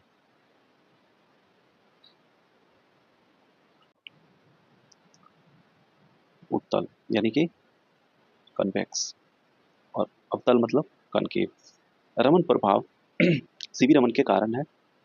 रमन प्रभाव के बारे में कथन सही है, कौन सा कथन, तो इसमें जो ऑप्शन के अनुसार कथन सही है, प्रकिरणित प्रकाश की आवृत्ति प्रकिरणन के बाद बढ़ती भी है और घटती भी है। दृष्टि दोष जिसमें व्यक्ति दूर की वस्तुओं को स्पष्ट नहीं देख पाता है लेकिन पास की वस्तुओं को स्पष्ट देख पाता है, वह दृष्टि दोष कहलाता है। क्या कहलाता है, उसको बोलते हैं निकट दृष्टि दोष। निकट दृष्टि दोष मतलब जिस जिस चीज की वस्तु को मतलब पास का अगर देख पा रहा है तो उसको निकट का देख पा रहा है तो निकट दृष्टि दोष, दूर का देख पा रहा है तो दूर दृष्टि दोष, ठीक है, ये बोलेंगे। और जिसमें दूर का नहीं देख पाता है और पास का देख पाता है तो उसको इंग्लिश में क्या बोलते हैं, उसको बोलते हैं मायोपिया, ठीक है, क्या बोलते हैं, मायोपिया। और जिसमें मतलब कि पास का मतलब जिसमें कि दूर का ही सही से देख पाता है और पास में दिक्कत होता है उसको बोलते हैं हाइपरमेट्रोपिया। यानी कि उसको दूर दृष्टि दोष बोलते हैं। दूर का सही दिख रहा है और तो उसको इंग्लिश में क्या बोलेंगे, उसको बोलेंगे हाइपरमेट्रोपिया। जिसमें निकट का सही से दिख रहा है उसको बोलेंगे मायोपिया। एक एक ए वर्ण मतलब एक वर्णी प्रकाश मतलब कि मोनोक्रोमेटिक लाइट एक माध्यम से दूसरे माध्यम में प्रवेश करता है जब क्या परिवर्तित नहीं होता है तो इसका फ्रीक्वेंसी। हालांकि दृश्य प्रकाश में जल पारदर्शक होता है। दूरस्थ वस्तुओं को जल की महीन बूंदों से निर्मित कोहरे में नहीं देखा जा सकता। यह इसलिए होता है क्यों, अधिकतर प्रकाश जो होता है बिखर कर आभासी अस्पृष्टता निर्मित करता है। अगला क्वेश्चन है कि एक उत्तल लेंस की फोकस दूरी जो है 10 सेंटीमीटर है। पानी में इसे डुबोने पर यह कार्य करेगा किस तरह से? तो जो इसका फोकल लेंथ है ये 10 से ज़्यादा हो जाएगा, एक उत्तल लेंस की तरह कार्य करने लगेगा। मानव आँख में किसी वस्तु का प्रतिबिंब कहाँ पे बनता है? ये रेटिना पे बनता है। प्रकाश की एक किरण दर्पण पर 30 डिग्री के कोण पर आपतित होती है। विलंब और परावर्तित किरण के बीच का कोण क्या होगा? तो ये भी 30 डिग्री होगा। मतलब इसमें जो होता है ना, देखिए जैसे कि एक मिरर है, इस पे एक ये नॉर्मल है मतलब परपेंडिकुलर, एक इधर से आया इंसिडेंट रे, ये जाएगा रिफ्लेक्टेड रे, तो ये एंगल अगर 30 है तो ये भी 30 ही होगा, यही बोल जाता है। उच्चतम ऊर्जा होती है दिए गए ऑप्शन के अनुसार जो होता है ये पीला पीला लाइट जो होता है इसका ऊर्जा सबसे ज़्यादा होता है दिए गए ऑप्शन के अनुसार। प्रिज्म से गुजरने पर सबसे अधिक अपरिवर्तित होने वाला प्रकाश कौन सा होता है? तो ये होता है बैगनी। अवतल दर्पण द्वारा बनाया हुआ प्रतिबिंब जो होता है किस प्रकार का होता है? तो ये होता है वास्तविक, आभासी और उल्टा। वास्तविक, आभासी और उल्टा। सितारों के चमकने की प्रकाशीय प्रक्रिया कारण होती है। क्या कारण होता है उसका? तो उसका होता है एटमॉस्फेरिक रिफ्लेक्शन, ठीक है, वातावरणीय अपवर्तन।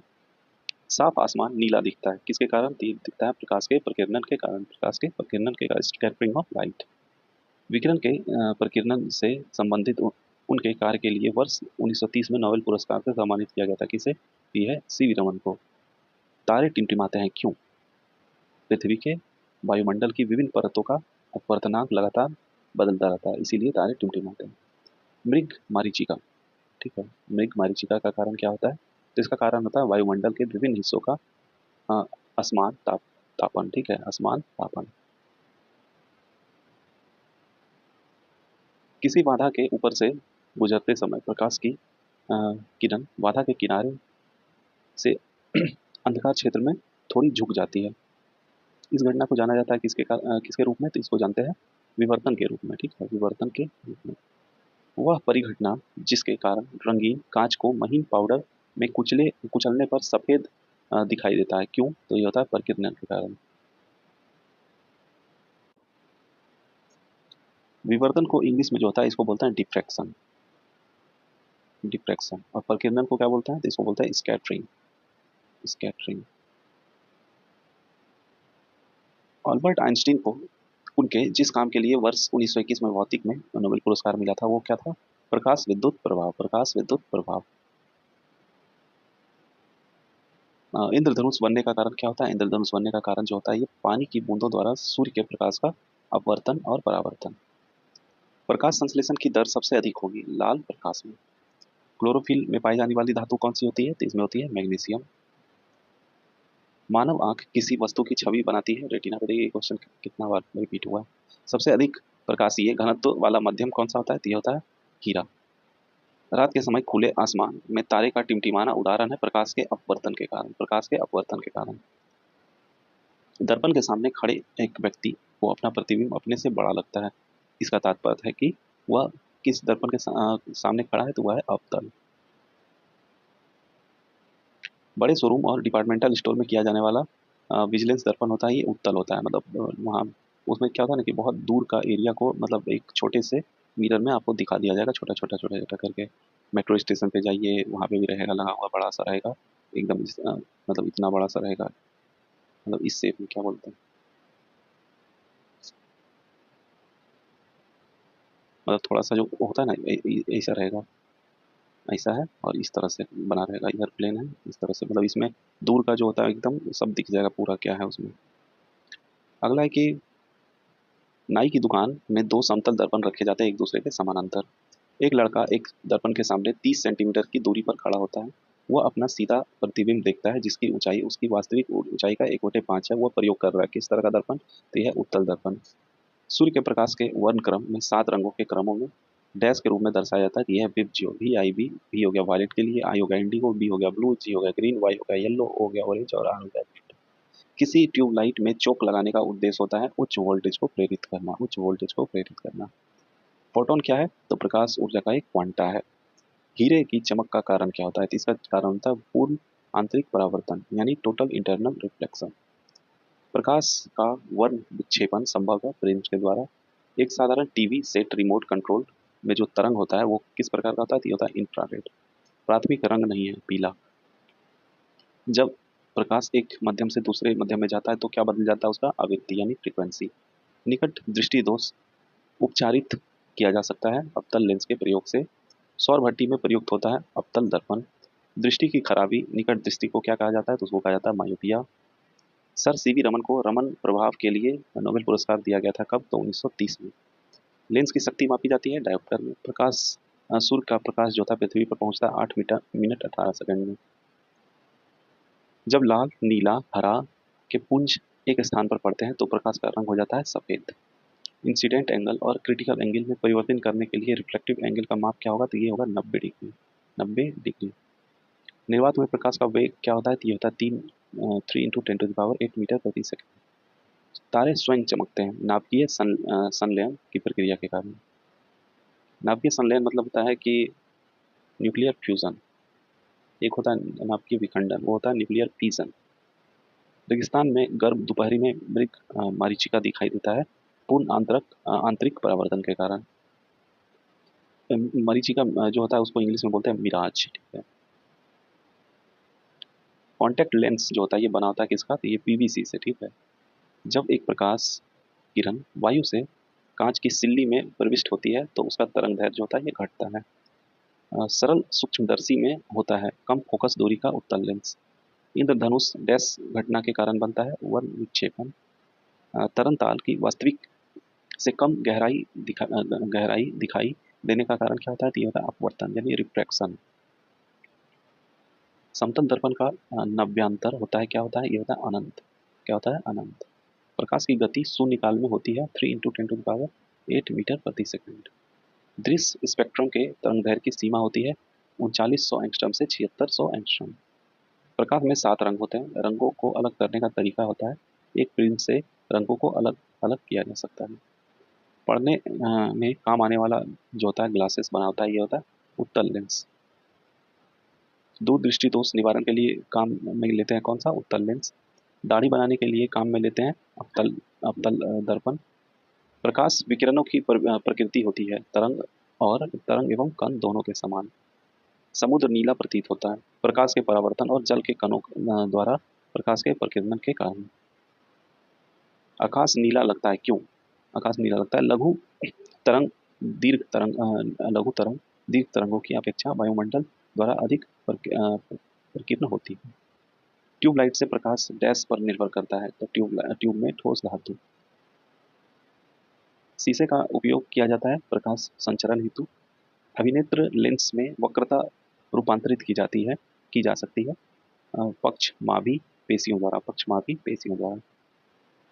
अधिक अपवर्तनांक वाला मध्यम क्या होता है? अपवर्तनांक वाला जो मध्यम होता है दूसरे मध्यम की अपेक्षा अपेक्षा सघन प्रकाशित है। ठीक है।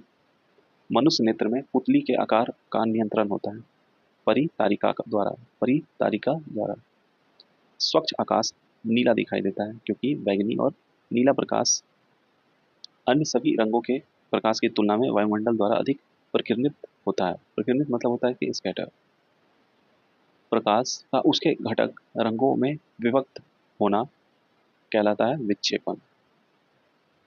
प्रकाशित तंतु यानी ऑप्टिकल फाइबर में प्रकाश का संचरण डैश के सिद्धांत के अनुसार कार्य करता है तो ये पूर्ण आंतरिक परावर्तन यानी टोटल इंटरनल रिफ्लेक्शन। प्रकाशगाही कोशिका शलाका तथा शंकु उपस्थित होती है रेटिना में। प्रकाश की गति न्यूनतम कब होती है? तो वह जब गुजरेगा कांच में से। पेरिस्कोप पेरिस्कोप जो होता है ये सिद्धांत कार्य करता है परावर्तन और अपवर्तन के सिद्धांत पे।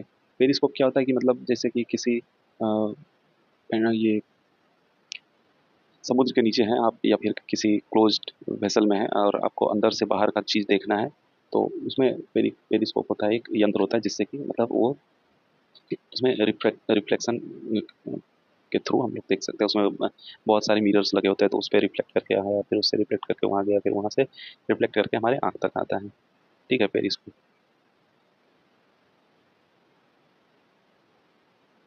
अगला क्वेश्चन है, अ, पानी में हवा का एक बुलबुला डैश की तरह काम करता है, तो ये अवतल लेंस की तरह काम करता है। एक कटा हुआ हीरा चमकता है पूर्ण आंतरिक परावर्तन के कारण। मानव आँख की मायोपिया समस्या को ठीक किया जा सकता है अवतल लेंस से। सूर्यास्त एवं सूर्योदय के समय सूर्य का आभासी चपटापन डैश परिघटना के कारण होता है, तो ये होता है अपवर्तन यानी रिफ्रैक्शन। नेत्र का वह भाग जो उसके अंदर प्रवेश करने वाले प्रकाश को नियंत्रित करता है, तो इसको बोलते हैं परितारिका। परितारिका।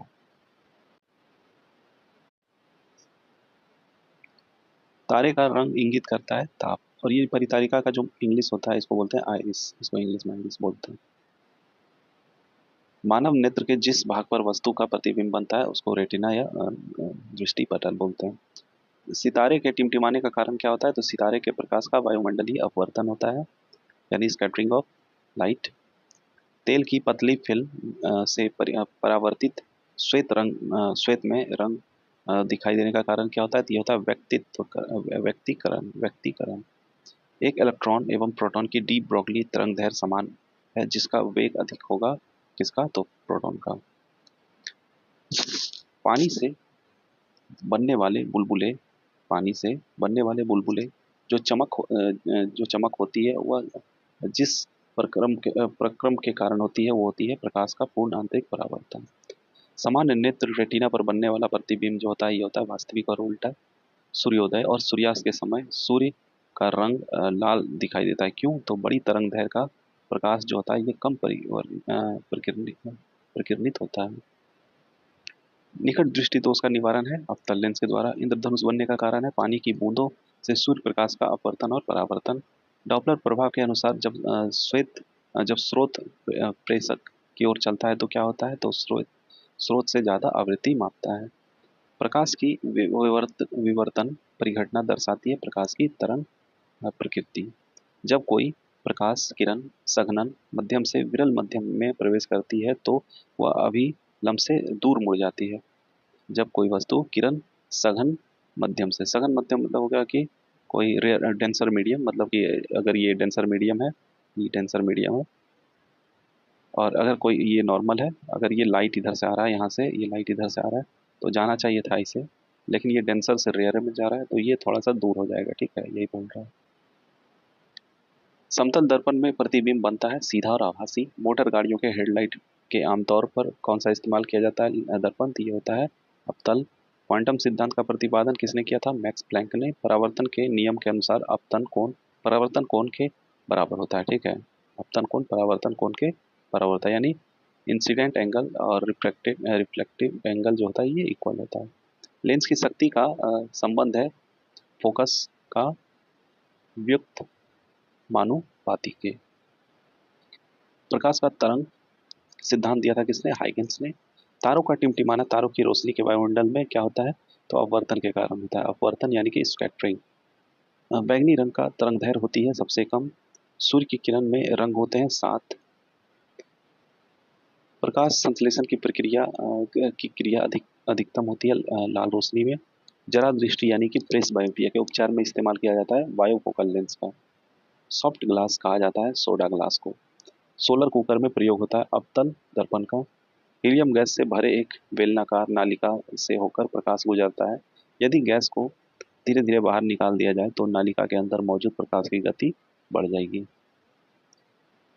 प्रकाश की गति निर्भर होती है ना ही माध्यम की पर्यवस्थता और ना ही जड़त्व पर।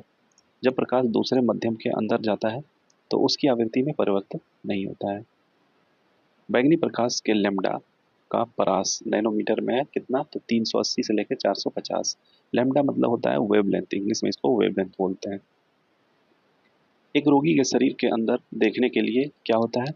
उत्तल लेंस का उपयोग। इलेक्ट्रॉनिक बल्ब में फिलामेंट बना होता है, इलेक्ट्रिक बल्ब में टंगस्टन का। यदि एक अवतल दर्पण में वस्तु एवं प्रतिबिंब दोनों वक्रता केंद्र पर है तो प्रतिबिंब होता है वस्तु के समान आकार का। आपतन का कोण, इसके बीच का कोण, सतह पर अविलंब तथा आपतित किरण। विभिन्न रंगों के समूह को क्या कहा जाता है? तो वर्णपट्टी। प्रकाश, सूर्य के प्रकाश को जो पृथ्वी पर पहुंचने में समय लगता है 8 मिनट, यहाँ पे 17 सेकंड है, कहीं 18 सेकंड होता है। 8 मिनट 18 सेकंड। इंद्रधनुष में सबसे बाहर की ओर कौन सा रंग होता है? तो लाल होता है। 3D फिल्म देखने के लिए प्रयुक्त चश्मे में होते हैं पोलराइड होते हैं। एक अवतल लेंस के लिए वस्तु की दूरी का चिन्ह होगा, क्या होगा? ऋण। एक व्यक्ति विभिन्न रंगों में अंतर नहीं कर पाता है तो इस व्यक्ति में समस्या है कोन्स की। एक अवतल लेंस के सामने एक वस्तु रखी है, निर्मित प्रतिबिंब हमेशा सीधा होगा। F बराबर R/2 मान्य है, ठीक है, अवतल और उत्तल दोनों दर्पणों के लिए। F बराबर होता है मतलब फोकल लेंथ जो होता है रेडियस ऑफ कर्वेचर के आधा होता है। एक किरण एक अवतल दर्पण पर आपतित होती है। अगर यह किरण मुख्य अक्ष के समांतर आती है तो परावर्तित किरण जो होती है कि फोकस से गुजरेगी। इंद्रधनुष के 7 रंग के बीच का रंग क्या होता है? तो हरा। जब किसी व्यक्ति का ताप बढ़ता है तो उसके मध्यम का प्रकाश जो होता है अपरिवर्तित रहता है। अस्त होते समय सूर्य जो होता है लाल रंग का दिखाई देता है, किसके कारण? तो ये होता है प्रकीर्णन के कारण। कार का जो होता है दृश्यावलोकन यानी साइड मिरर के लिए प्रयोग होता है उत्तल मिरर का। 3 प्राथमिक रंग कौन सा होता है? नीला, हरा और लाल। प्रकाश का जो वेग होता है किलोमीटर प्रति सेकंड में क्या होगा? 3 × 10⁵ होगा और मीटर प्रति सेकंड में 3 × 10⁸ होगा। जल में एक वायु बुलबुला व्यवहार करेगा किस तरह से? अवतल लेंस के जैसा। प्रकाश का वेग सर्वप्रथम किसने मापा था? रोमर। प्रातःकालीन सूर्य का प्रकाश जो होता है लाल दिखाई देता है, किसके कारण?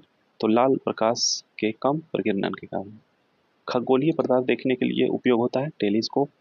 यदि एक तारा पृथ्वी की ओर गतिमान है तो स्पेक्ट्रमी रेखाएं स्थानापन्न होती है नीले रंग की ओर। विद्युत और इलेक्ट्रॉनिक्स अगला चैप्टर है। पहला क्वेश्चन है इसका कि एक m किलोग्राम भार एवं e कूलम आवेश वाला इलेक्ट्रॉन स्थिर अवस्था से v वोल्ट के विभवांतर से गति करता है तो उसकी अंतिम ऊर्जा जो होगी वो क्या होगी? तो ये होगी EV। एक संधारित्र का प्रतिघात होता है, क्या होता है? तो ये होती है आवृत्ति के व्यक्तु व्युत्क्रमानुपाती। अगला है कि 3 धातुओं ABC है, मानक इलेक्ट्रोड विभव क्रमशः है 0.5 वोल्ट, -3 वोल्ट, -1.2 वोल्ट। तो बोल रहा है कि इस धातु की अपचयन शक्ति क्या होगी? तो ये सबसे ज़्यादा B की होगी, फिर उससे कम C की होगी, उससे कम A की होगी। टेस्ला एक समतुल्य है किसके? न्यूटन प्रति मीटर न्यूटन प्रति एम्पियर मीटर के। तार का प्रतिरोध क्या होता है? R = V/I होता है। सड़क प्रकाश में उपयोग आने बल्ब को जोड़ता है किस तरह से? समानांतर यानी पैरेलल में। गैर ओमिक प्रतिरोध का प्रतिनिधित्व करता है टॉर्च बल्ब। विद्युत धारा फ्यूज जो होता है किस प्रभाव पर कार्य करता है? तो विद्युत धारा का चुंबकीय प्रभाव। बिजली गिरने के दौरान घटना होती है बिजली का निर्वहन। सही सुमेलन इस प्रकार है, मतलब इसमें सही सुमेलित करने का होगा। तो विद्युत मोटर का काम क्या होता है? विद्युत ऊर्जा से यांत्रिक ऊर्जा में। सुरक्षा फ्यूज का काम होता है विद्युत धारा का तापीय प्रभाव से रिलेटेड है। और विद्युत जनरेटर जो होता है ये विद्युत चुंबकीय प्रेरणा। अगला क्वेश्चन है कि डायोड को प्रयोग में लाया जाता है दृष्ट कार्य के रूप में। चालक का प्रतिरोध समानुपाती होता है उसकी लंबाई के। इलेक्ट्रॉन का प्रवाह जो होता है ये कहलाता है विद्युत धारा। फ्लो ऑफ इलेक्ट्रॉन्स को ही करंट बोलते हैं, इलेक्ट्रिक करंट। किसी परिपथ में पद विद्युत पावर को प्रदर्शित नहीं करता है, ठीक है। किसी परिपथ में विद्युत पावर जो होता है I/R² नहीं होता है, ठीक है, ये I²R होता है, एक V² बाय R होता है, पावर निकालने का दूर करने का। टरबाइन व डायनेमो से बिजली प्राप्त करने में डैश ऊर्जा को विद्युत ऊर्जा में परिवर्तित करते हैं, तो मैकेनिकल ऊर्जा को इलेक्ट्रिक में। अधिक सुचालक पदार्थ कौन सा होता है, तो ये चांदी होता है। एक कूलम आवेश को 6 वोल्ट की बैटरी से गुजरने पर किया गया कार्य क्या होगा, तो ये 6 जूल हो जाएगा। कार्य बराबर होता है volt into current, V equal V into आई।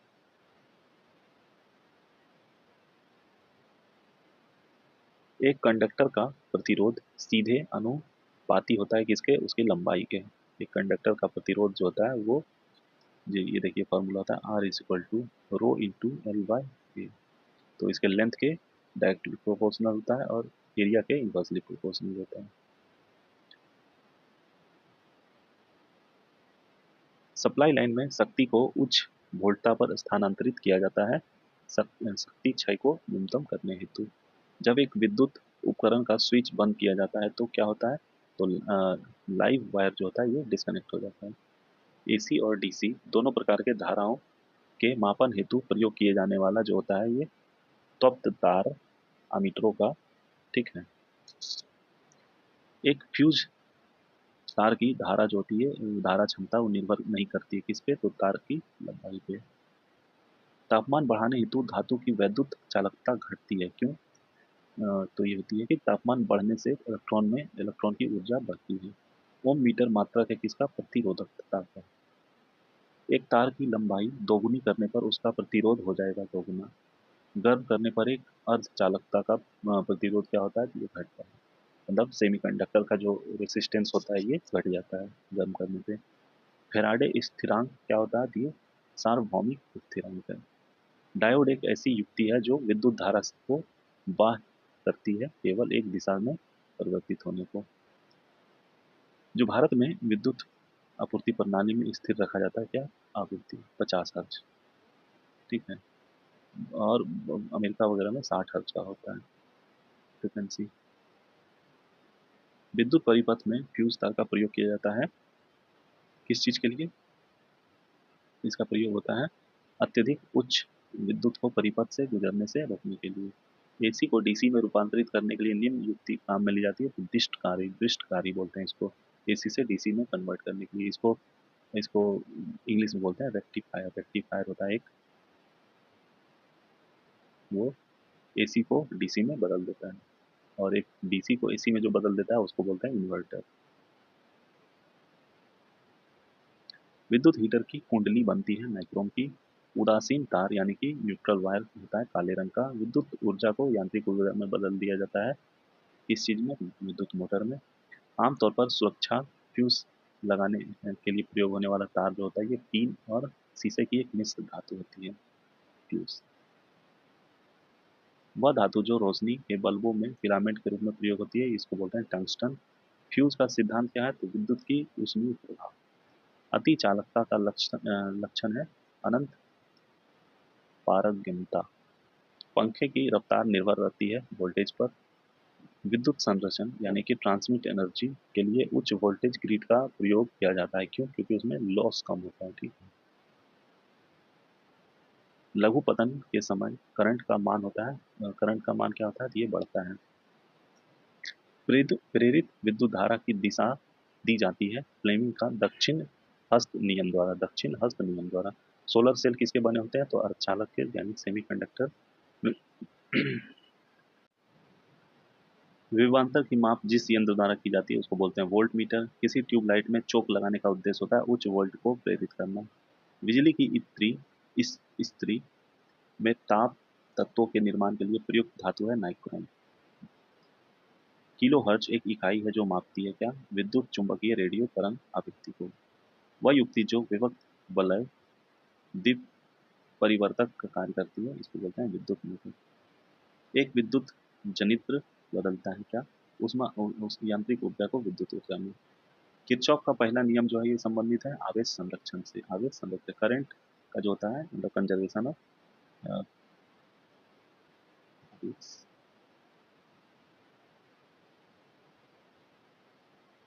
आवेश मतलब होता है चार्ज, ठीक है। यदि किसी अपरिवर्ती प्रतिरोध के सिरों के बीच का विभवांतर आधा कर दिया जाए तो विद्युत शक्ति का मान क्या होगा, तो 1/4 हो जाएगा। यदि किसी स्प्रिंग में धारा प्रवाहित की जाए तो स्प्रिंग होगी संकुचित। सौर सेल बनाने में प्रयोग किया जाने वाला तत्व होता है सिलिकॉन। प्रतिदीप्त नालिका और नियॉन चिन्ह वाले बल्बों में होता है अक्रिय गैस, नवल गैस भरा जाता है उसमें। शक्ति गुणांक का मान क्या होता है? तो होता है 0 और 1 के बीच। वह युक्ति जो रासायनिक ऊर्जा को विद्युत ऊर्जा में परिवर्तित करती है कहलाती है प्राथमिक। फ्यूज तार की सबसे उपयुक्त विशेषता क्या होती है? तो उच्च प्रतिरोध होती है, पतला होता है और छोटा होता है। लेक्लांसे सेल में अ, विद्युत विद्युत के लिए प्रयुक्त होता है मैंगनीज डाइऑक्साइड। वह उपकरण जो विद्युत धारा उत्पन्न करने के लिए इस्तेमाल किया जाता है कहलाता है जनित्र। जनित्र भारत में प्रत्यवर्ती धारा जो होता है एसी, उसका क्या होता है उसका? ये 50 हर्ट्ज का होता है, ठीक है, फ्रीक्वेंसी। धारा वाहक तार होता है न्यूट्रल। धारा वाहक तार होता है न्यूट्रल। जब किसी उदासीन धातु के गोलों को धनात्मक रूप से अवशेषित कांच की छड़ के संपर्क से आवेशित किया जाए तो यह गोला इलेक्ट्रॉन प्रवाहित। ट्यूबलाइट के अंदर मिश्रण होता है किस चीज़ का? मरकरी और आर्गन का। चिमनी से धुआं जो होता है कौन से सिद्धांत से बाहर निकलता है? तो ये संवहन। अच्छी गुणवत्ता का फ्यूज बना होता है तांबा, टीन और सीसा का वो मिक्सचर होता है। टॉर्च में जिस सेल का प्रयोग किया जाता है उसको बोलते हैं शुष्क सेल। विद्युत क्षेत्र की तीव्रता और चुंबकीय क्षेत्र तीव्रता का अनुपात आयाम होता है का आयाम होता है क्या? जिसको बोलते हैं प्रतिरोध। विद्युत इत्री विद्युत इस इस्त्री में प्रयोग होता है माइक्रोम वायर, मतलब आयरन, ठीक है, इस्त्री उसी को बोलते हैं, कपड़ा प्रेस करने में। ट्रांसफार्मर का प्रयोग उपयोग किया जाता है प्रत्यावर्ती धारा में, यानी कि एसी करंट में। विद्युत मोटर एक परिवर्तित करने वाली युक्ति है विद्युत धारा को यांत्रिक ऊर्जा में। एमसीबी जो होता है, जो लघु पतन के मामले में विद्युत की पूर्ति को काट देता है, वह काम करता है धारा के चुंबकीय प्रभाव पर। घरेलू विद्युत उपकरणों में उपयुक्त सुरक्षा फ्यूज तार उस धातु से बनी होती है जिसका गलनांक सबसे मतलब गलनांक कम हो। सौर सेल का प्रयोग किया जाने वाला प्रकाश को अवशोषित करने वाली सामग्री है सिलिकॉन। प्रत्यावर्ती धारा में धारा की दिशा और धारा का मान दोनों बदलते हैं। जब दो समानांतर तारों में एक ही दिशा में विद्युत प्रवाहित हो तो एक दूसरे को आकर्षित करते हैं। मतलब अगर दो वायर हैं, दोनों में मतलब करंट इस तरह से फ्लो कर रहा है सेम डायरेक्शन में, तो वो एक दूसरे को अट्रैक्ट करेंगे। गतिशील विद्युत आवेश उत्पन्न करता है या तो विद्युत क्षेत्र या तो चुंबकीय क्षेत्र। वह सेल जिसमें विद्युत धारा का उत्पादन रासायनिक अभिक्रिया के फलस्वरूप होता है कहलाता है विद्युत रासायनिक सेल। डायनमो वह यंत्र है जो परिवर्तित करता है यांत्रिक ऊर्जा को विद्युत ऊर्जा में। फैराडे का नियम संबंधित है इलेक्ट्रोलाइसिस से। फ्यूज का तार बना होता है सीसा और टीन का। विद्युत सेल में ऊर्जा निर्मित होती है रासायनिक। अच्छी प्रतिरोध कुंडलियां होती है लोहा की। हाइड्रो इलेक्ट्रिक पावर हाउस में विद्युत ऊर्जा में परिवर्तित किया जाता है जल की स्थिति ऊर्जा। जो डैम होता है डैम उसमें पानी स्टोर किया जाता है तो उसमें पोटेंशियल एनर्जी मतलब स्थिति ऊर्जा उसी को इंग्लिश में बोलते हैं पोटेंशियल एनर्जी स्टोर है। उसको जब फ्लो किया जाता है पानी को किसी मतलब वो डैम को जब खोला जाता है तो वहाँ पे टरबाइन बड़े बड़े टरबाइन लगे होते हैं, उसको घुमा देता है, जनरेटर अल्टरनेटर से कनेक्टेड होता है, वहाँ से इलेक्ट्रिसिटी प्रोड्यूस होती है। वह प्रतिरोध में धारा प्रवाह को 4 गुना बढ़ाया जाता है। उत्पन्न ऊष्मा बढ़ेगी 16 गुना। इसका जो फॉर्मूला आता है एच हीट के लिए पूछ रहा है बराबर क्या होता है? आई स्क्वायर आर इंटू टी। तो मतलब इसको अगर आर को आई को जिस तरह से बढ़ाएंगे उसका यहाँ पे मतलब स्क्वायर होके बढ़ेगा। अगर 4 गुना बढ़ाए तो 16 हो जाएगा, 4 का स्क्वायर। प्रकाश विद्युत सेल परिवर्तित करता है प्रकाश ऊर्जा को विद्युत ऊर्जा में। विद्युत प्रवाह का वाणिज्यिक पैमाने पर उत्पन्न और उत्पादन की खोज किसने की थी? Michael Faraday. विद्युत का सबसे अच्छा चालक होता है कॉपर, इससे भी अच्छा होता है सिल्वर। दिए गए ऑप्शन के अनुसार कॉपर है। जिस यंत्र का काम डायनमो के कार्य का उल्टा होता है वो होता है मोटर। देखो देखिए डायनमो में क्या होता है कि मतलब मैकेनिकल से इलेक्ट्रिकल में कन्वर्ट करता है और मोटर क्या करता है इलेक्ट्रिकल से मैकेनिकल में। डायनमो का सिद्धांत आधारित है फैराडे के नियम पर। किसी अर्धचालक का ताप बढ़ाने पर उसकी प्रतिरोधकता जो होती है रेसिस्टेंस वो घट जाती है। जेनर डायोड का प्रयोग किया जाता है वोल्टता नियंत्रक के रूप में। इलेक्ट्रॉनिकी में आईसी का पूर्ण रूप है इंटीग्रेटेड सर्किट। स्थिति विज्ञान यानी स्टैटिस्टिक्स संबंधित है आंकड़ों का अध्ययन। ट्रांजिस्टर बनाने में जिस मूल पदार्थ का प्रयोग होता है वो होता है अर्धचालक जैसे सिलिकॉन।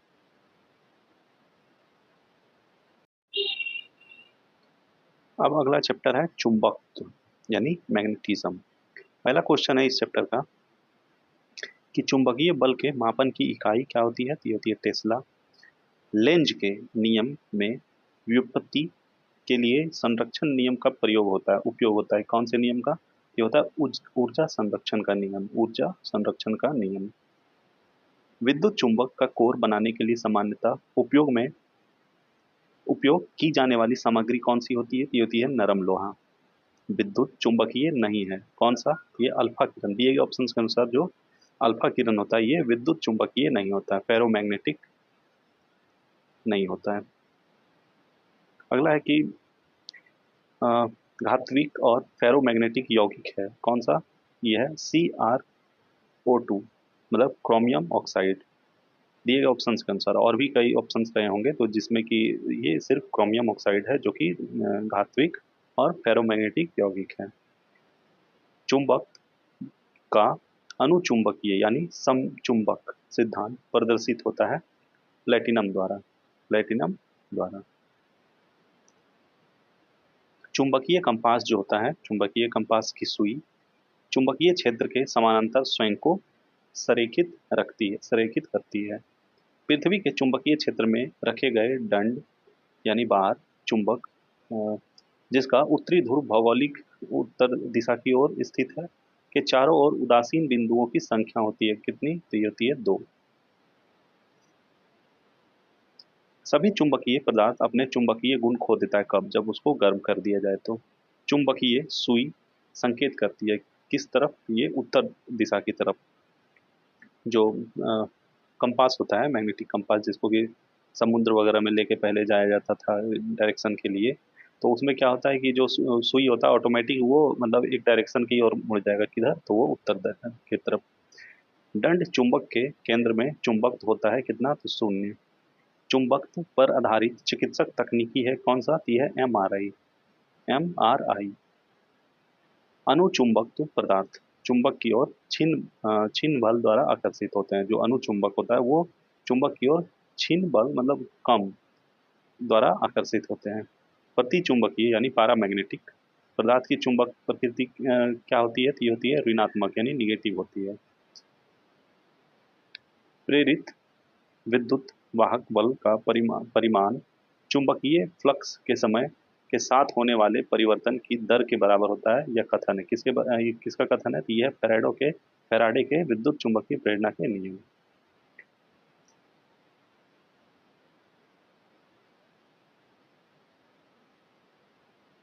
इसका मतलब क्या होता है कि जैसे अगर कोई ये मैग्नेटिक फील्ड है ठीक है मैग्नेटिक फील्ड में अगर कोई करंट कैरिंग कंडक्टर को रखा जाए तो उस पर क्या होता है कि एक फोर्स मतलब एक फोर्स उस पर लगता है ठीक है जिसको कि ईएमएफ बोलते हैं इलेक्ट्रोमैग्नेटिक फोर्स।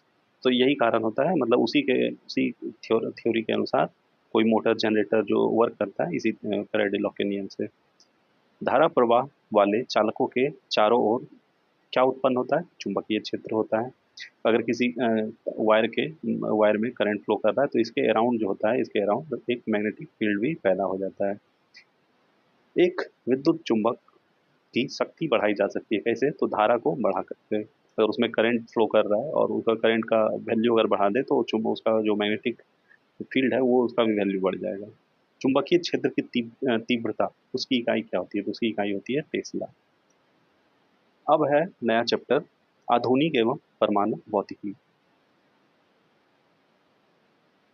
पहला क्वेश्चन है कि अर्धचालक वे सामग्रियां हैं जिनमें निम्न गुण होते हैं। कौन सा गुण होता है? तो विद्युत चालकता धातुओं की चालकता से कम होती है मतलब जो कंडक्टर होता है उसका जो करंट कैरिंग कंडक्टिव जो उसका कैपेसिटी होता है उससे कम होता है ये सेमीकंडक्टर का।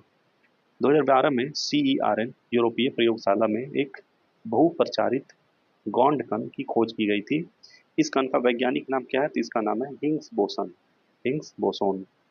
सोनार तकनीक में उपयोग होता है कहाँ पे? कौन सा उसमें किरण होता है? तो उसमें होता है इंफ्रारेड, इंफ्रारेड रेस का। रेडियोधर्मी तत्व द्वारा उत्सर्जित एक घनात्मक रूप से अवशोषित कण है, कौन सा? तो ये है अल्फा किरण। नाभिकीय रिएक्टर में D2O का उपयोग होता है किसके रूप में? तो ये होता है मंदक के रूप में, ठीक है, मंदक के रूप में, मतलब उसको थोड़ा कम करने के लिए, मतलब एक तरह से एनर्जी को।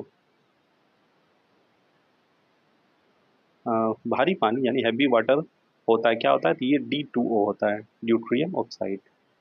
प्लूटोनियम न्यूक्लियाइड, जिसका कि सिंबल है Pu, और इसका एटॉमिक वेट होता है 242 और एटॉमिक नंबर होता है 94। के नाभिक में न्यूट्रॉनों की संख्या क्या होगी? तो इसमें 242 में घटा दीजिए 94, यही हो जाएगा आंसर 148। ये जो होता है मास नंबर होता है 242, और मास नंबर में अगर हम नंबर ऑफ प्रोटॉन्स को, अगर एटॉमिक नंबर को घटा देंगे तो न्यूट्रॉन की संख्या होती है। क्रायोजेनिक इंजन जो होता है का प्रयोग किया जाता है कहाँ पे? तो रॉकेट में। नाभिकीय रिएक्टर में नाभिकीय विखंडन से विद्युत उत्पन्न करने के लिए साधारणतः प्रयोग किए जाने वाला तत्व कौन सा होता है? ये होता है यूरेनियम।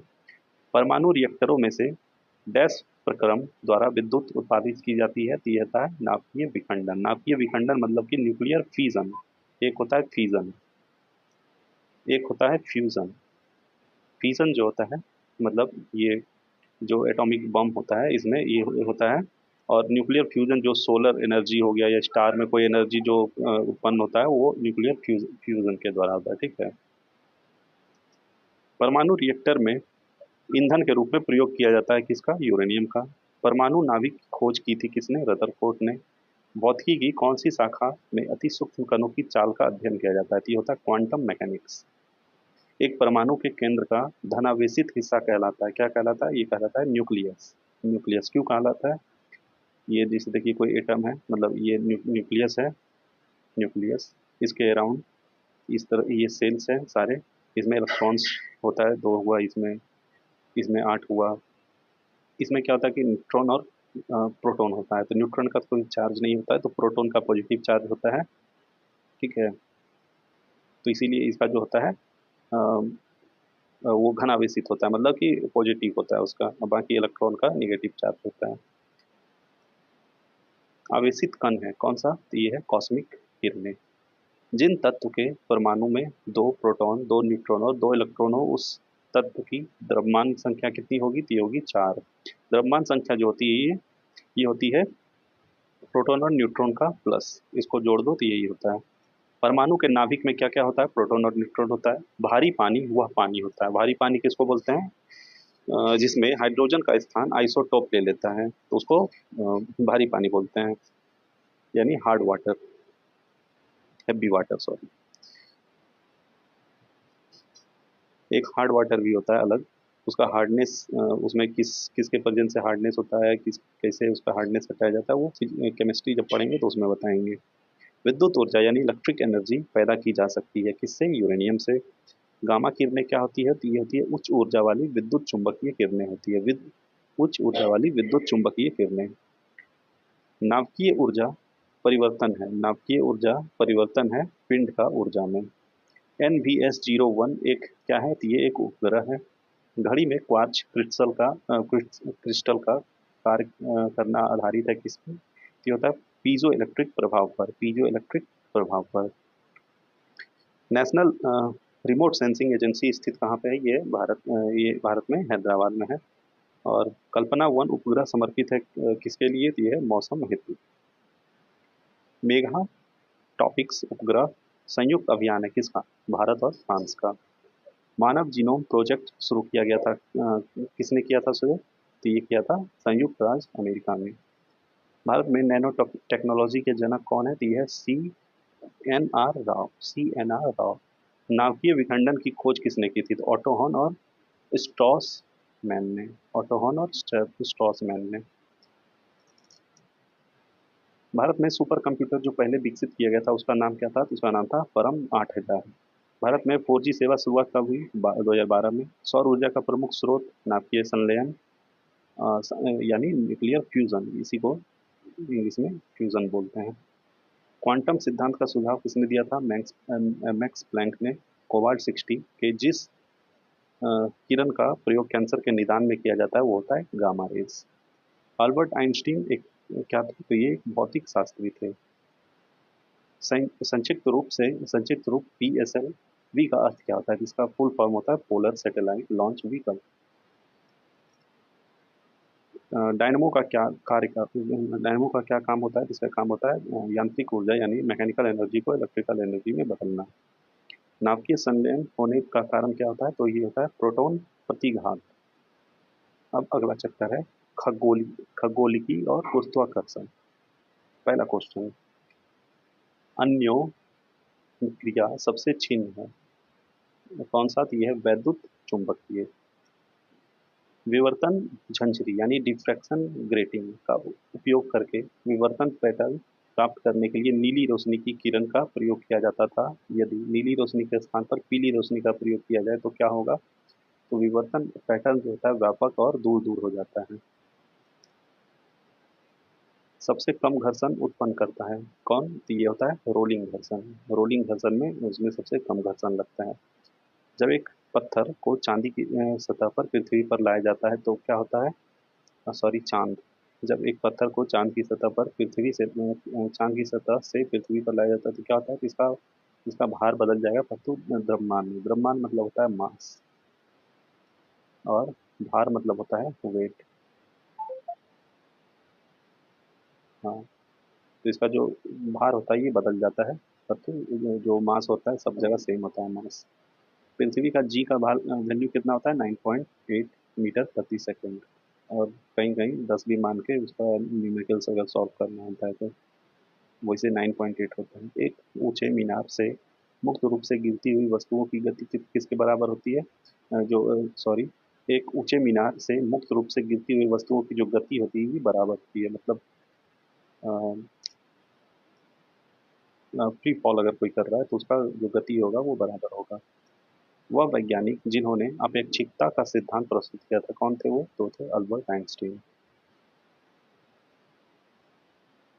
इसको जो इंग्लिश में क्या बोलते हैं इसको इसको इंग्लिश में बोलते हैं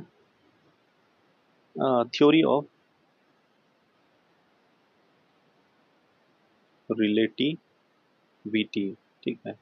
और इसका मतलब क्या होता है? मतलब थ्योरी ऑफ रिलेटिविटी कहता क्या है? तो इसका मतलब है कि वैसा मतलब जो भी कोई भी लॉ है, फिजिक्स का लॉ है जो सभी ऑब्जर्वर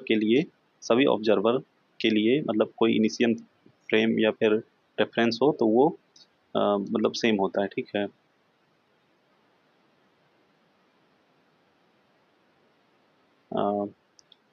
नाउ नेक्स्ट क्वेश्चन, खगोलीय दूरी जो होता है, खगोलीय दूरी मापने की इकाई क्या होती है? तो ये होती है प्रकाश वर्ष। और यदि धरती की घूमने की गति घूर्णन बढ़ा दी जाए तो भूमध्य रेखा पर पिंड का वजन क्या होगा? तो ये घट जाएगा। क्या होगा? घट जाएगा।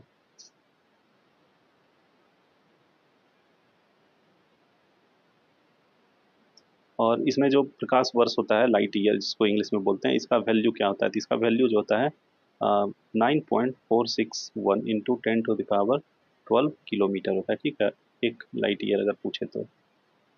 तारे पूर्व से पश्चिम की ओर गति करते प्रतीत होते हैं क्योंकि पृथ्वी जो होता है पश्चिम से पूर्व की ओर घूमती है। एक रासायनिक परिवर्तन से प्रकाश उत्पन्न करता है कौन? तो ये सूर्य है। सूर्य की सतह का तापमान कितना है? मतलब है अनुमानतः तो ये 6000 डिग्री सेल्सियस। वह वैज्ञानिक जिन्होंने टेलीस्कोप की खोज की थी वो थे गैलीलियो। उपग्रह का प्रयोग किया जाता है टेलीविजन के लिए। जी का मान कितना होता है? जो फार्मूला आता है फोर्स जो मतलब किसी दो ऑब्जेक्ट के बीच का फोर्स अगर बोले ग्रेविटेशनल फोर्स, तो एफ बराबर होता है G m1 m2 bye are square. ठीक है, तो यहाँ पे जो जी होता है, जी का वैल्यू होता है 6.67 इंटू 10⁻11 न्यूटन मीटर स्क्वायर पर केजी स्क्वायर। किसी वस्तु का चंद्रमा पर भार पृथ्वी के भार का क्या होता है? तो ये 1/6 होता है। केपलर के ग्रह गति के नियम अनुसार सूर्य के परितः वृत्ताकार कक्षा में परिक्रमा कर रहे ग्रह के परिक्रमण काल यानी टी टाइम पीरियड, उसकी कक्षा की त्रिज्या के संबंध में क्या होता है, तो जो टी स्क्वायर होता है वो डायरेक्टली प्रोपोर्शनल होता है आर क्यूब के, ठीक है, उसके रेडियस के क्यूब के। ग्रहों की गति का संचालन होता है केपलर के नियम के द्वारा। ग्रहों की गति के केपलर नियम अनुसार क्या है उसका मतलब, तो किसी भी ग्रह को सूर्य से मिलाने वाली रेखा समान समय अंतराल में समान क्षेत्रफल पार करती है। भूमध्य रेखा से ध्रुवों की ओर जाने पर जी अर्थात ग्रेविटेशनल जो होता है फोर्स, उसका वैल्यू क्या होता है, तो ये बढ़ता है। और मतलब जो होता है इक्वेटर, इक्वेटर पे कम होता है, और एकदम जो पृथ्वी का अगर ओरिजिन अगर कहें जो सेंटर, तो वहाँ पे जीरो हो जाएगा जी का वैल्यू। यूरोप यूरोप के जिस प्रथम वैज्ञानिक ने खोज की कि पृथ्वी सूर्य का चक्कर लगाती है वो कौन था, तो वो था कोपरनिकस। किसी वस्तु का पृथ्वी की सतह से पलायन वेग कितना होता है, तो ये होता है 11.2 किलोमीटर प्रति सेकंड। पलायन वेग क्या होता है कि मतलब ऐसा स्पीड जिससे कि अगर फेंक दें पृथ्वी से अगर कोई किसी वस्तु को 11.2 किलोमीटर प्रति सेकंड के स्पीड से, तो पृथ्वी के एटमॉस्फेयर से वो बाहर चला जाएगा, वो वापस लौट के नहीं आएगा। भू स्थिर उपग्रह पृथ्वी से ऊंचाई पर कितने ऊंचाई पे होता है, तो ये 36,000 किलोमीटर। पृथ्वी पर किसी वस्तु का पलायन वेग चंद्रमा पर उस वस्तु के पलायन वेग का क्या होगा, तो ये अधिक होगा, क्योंकि मतलब वो डिपेंड करता है कि जिस ऑब्जेक्ट से हम किसी को फेंक रहे हैं तो वहाँ का ग्रेविटेशनल क्या है। तो यहाँ पृथ्वी का जैसे 9.8 है ग्रेविटेशनल वैल्यू मीटर पर सेकंड स्क्वायर, अब चांद का वहाँ से कम है, तो उससे 6 गुना कम ही कर दे, इसमें अगर बाई 6 कर दो तो ये आंसर हो जाएगा उसका वहाँ का प्लान वेग। भिन्न भिन्न द्रव्यमान के दो पत्थरों को एक भवन से के शिखर से साथ गिराया जाए तो क्या होगा, तो दोनों एक साथ पहुंचेगा। गुरुत्वाकर्षण के नियमों की खोज की थी किसने, तो ये न्यूटन ने। ग्रहों को उनकी कक्षा में बांधे रखने वाले बल को क्या कहते हैं, तो इसको कहते हैं गुरुत्वीय बल।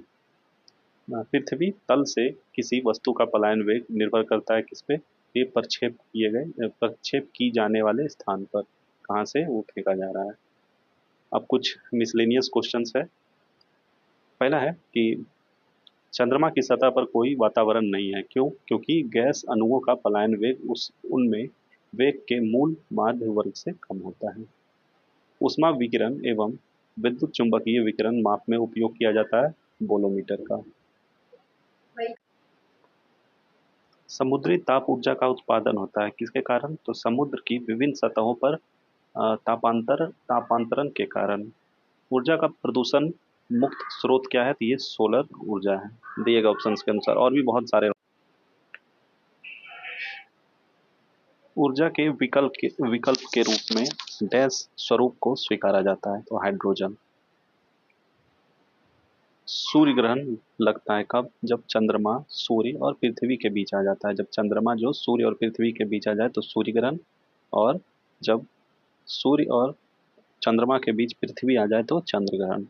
एक सिलेंडर के गुरुत्वाकर्षण की केंद्र की स्थिति होती है सिलेंडर की धुरी के मध्य बिंदु पर।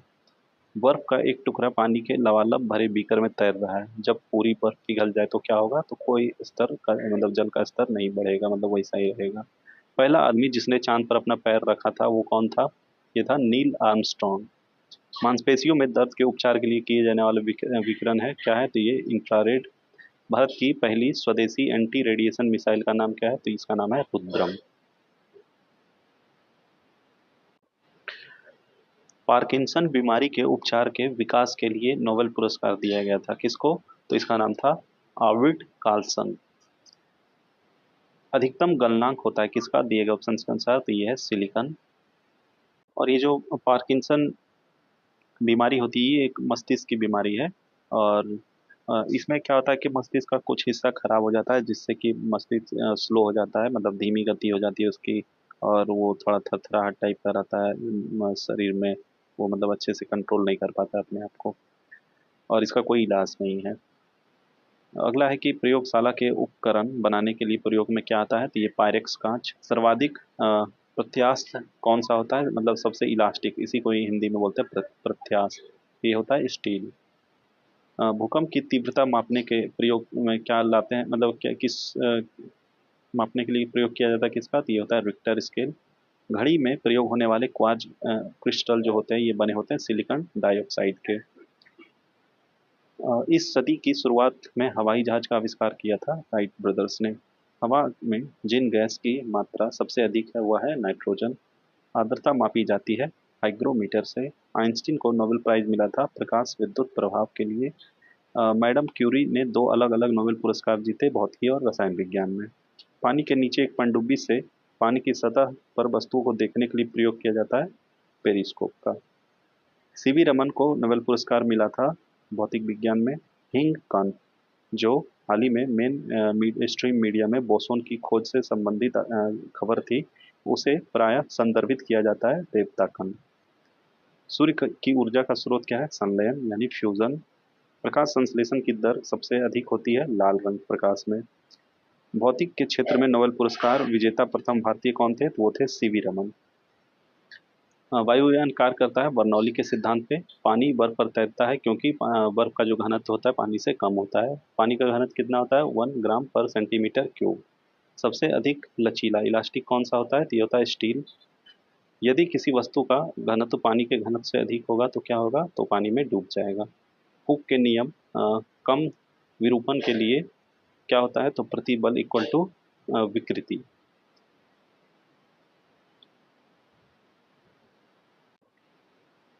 गिलास में पानी पर बर्फ तैर रहा हो, यदि बर्फ पिघल जाए तो आयतन यानी वॉल्यूम पर क्या प्रभाव पड़ेगा? तो कोई प्रभाव नहीं पड़ेगा। जब कोई वस्तु पानी में डूब जाती है उसके भार में कमी डैश के बराबर होती है, तो उसके द्वारा हटाए गए दर जो कितना वाटर हटाया उसके बराबर होती है उसका वेट। रबर से स्टील अधिक लचीला होता है क्योंकि प्रतिबल का विकृति से अनुपात अधिक है। लोहे की तीली से भरी हुई एक नाव तालाब के पानी पे तैर रही है। जब लोहे की तीली को हटा दिया जाए तो पानी का स्तर क्या होगा? तो ये घटेगा। सेफ्टी ग्लास को बुलेट प्रूफ ग्लास के रूप में प्रयोग किया जाता है क्योंकि उच्च तनाव को झेल सकता है। दाब बढ़ाने पर बर्फ का गलना क्या होता है? तो ये घटता है। एक हवाई जहाज के पंखे पर बह रही हवा की चाल में वृद्धि होती है तो पंखे पर क्या होगा? दबाव तो कम हो जाएगा उसका दबाव। जिस पदार्थ का घनत्व अधिकतम होता है दिए गए ऑप्शंस के अनुसार तो यह है तांबा। गैलीलियो ने किसकी खोज की थी? टेलीस्कोप की। टेलीस्कोप होता है मतलब वो दूर दूर की चीजें देखने के लिए जैसे चांद सितारे ये सब। कॉटन जीन का आविष्कार किसने किया था? तो इसका नाम था एली विटनी। थर्मल फ्लास्क की खोज किसने की थी? इसका नाम था डेवोर। लघुकण इनके द्वारा विकसित किया गया था नेपियर के द्वारा। रडार के आविष्कारक कौन है? तो डॉक्टर अल्बर्ट टेलर व लियो यंग। डीजल इंजन का निर्माण होता है चितरंजन में। टेलीफोन का आविष्कार किसने किया था? Alexander Graham Bell. भाप के इंजन का आविष्कार किसने किया था? ये थे जेम्स वॉट। एक्सरे के खोजकर्ता रॉयंटजन। हवाई जहाज के आविष्कारक राइट ब्रदर्स। भाप का इंजन का आविष्कारक जेम्स वॉट। डायनमो का आविष्कार फैराडे। शून्य का आविष्कार आर्यभट्ट। इस सदी की शुरुआत में हवाई जहाज की खोज राइट ब्रदर्स ने। अंतरिक्ष युग की शुरुआत हुई थी। अंतरिक्ष यान संचालन, रॉकेट प्रक्षेपण प्रौद्योगिकी, रॉकेट मानव रहित अंतरिक्ष मिशन। तो इसी के साथ फिजिक्स का हमारा रिवीजन क्लास यहीं पे ख़त्म हुआ। इसमें हम लोग डिस्कस किए हैं बिहार में पूछे गए, बिहार के देखिए कौन कौन से एग्ज़ाम, जैसे बिहार एसएससी हो गया, बिहार निशांक, उसके बाद बिहार दरोगा, मतलब बिहार के जितने भी एग्ज़ाम्स हैं, बिहार पुलिस हो गया, बिहार एसएससी जूनियर इंजीनियर। तो बिहार में होने वाले वेरियस एग्ज़ाम्स में पूछे गए ये सब क्वेश्चंस थे फिजिक्स के। ठीक है। और सारा चैप्टर वाइज था, हर एक चैप्टर के क्वेश्चंस लाइन बाय लाइन आते गए, हम लोग उसको रिवाइज करते गए, डिस्कस करते गए। तो आप लोगों से रिक्वेस्ट है कि वीडियो को लाइक कर दीजिएगा, चैनल को सब्सक्राइब कर दीजिएगा और बने रहिएगा हमारे चैनल पे। अभी इसके बाद केमिस्ट्री का लाएंगे, बायोलॉजी का लाएंगे, और अभी एग्ज़ाम होने वाला है बीपीएससी का, एईडीओ का, तो उसके लिए बहुत ही इंपॉर्टेंट होगा। बिहार दरोगा का भी होने वाला है, बिहार एसएससी सीजीएल होने वाला है, इंटर लेवल होने वाला है, बहुत सारे एग्ज़ाम्स हैं। बिहार फिर उसके बाद एसएससी का एग्ज़ाम सीजीएल है, सीएचएसएल है, और रेलवे का group D, NTPC, JE, ALP. तो सारे एग्ज़ाम्स के लिए सारे क्वेश्चंस बहुत ही इंपॉर्टेंट होंगे। हर एक एग्ज़ाम में साइंस से क्वेश्चन पूछे जाते हैं। तो वीडियो को यहीं पे समाप्त करते हैं, और किसी को अगर पीडीएफ चाहिए होगा तो कमेंट बॉक्स में एक लिंक डाल देंगे, वहाँ से आप लोग डाउनलोड कर लीजिएगा। वीडियो देखने के लिए धन्यवाद। आपका दिन शुभ हो। जय हिंद।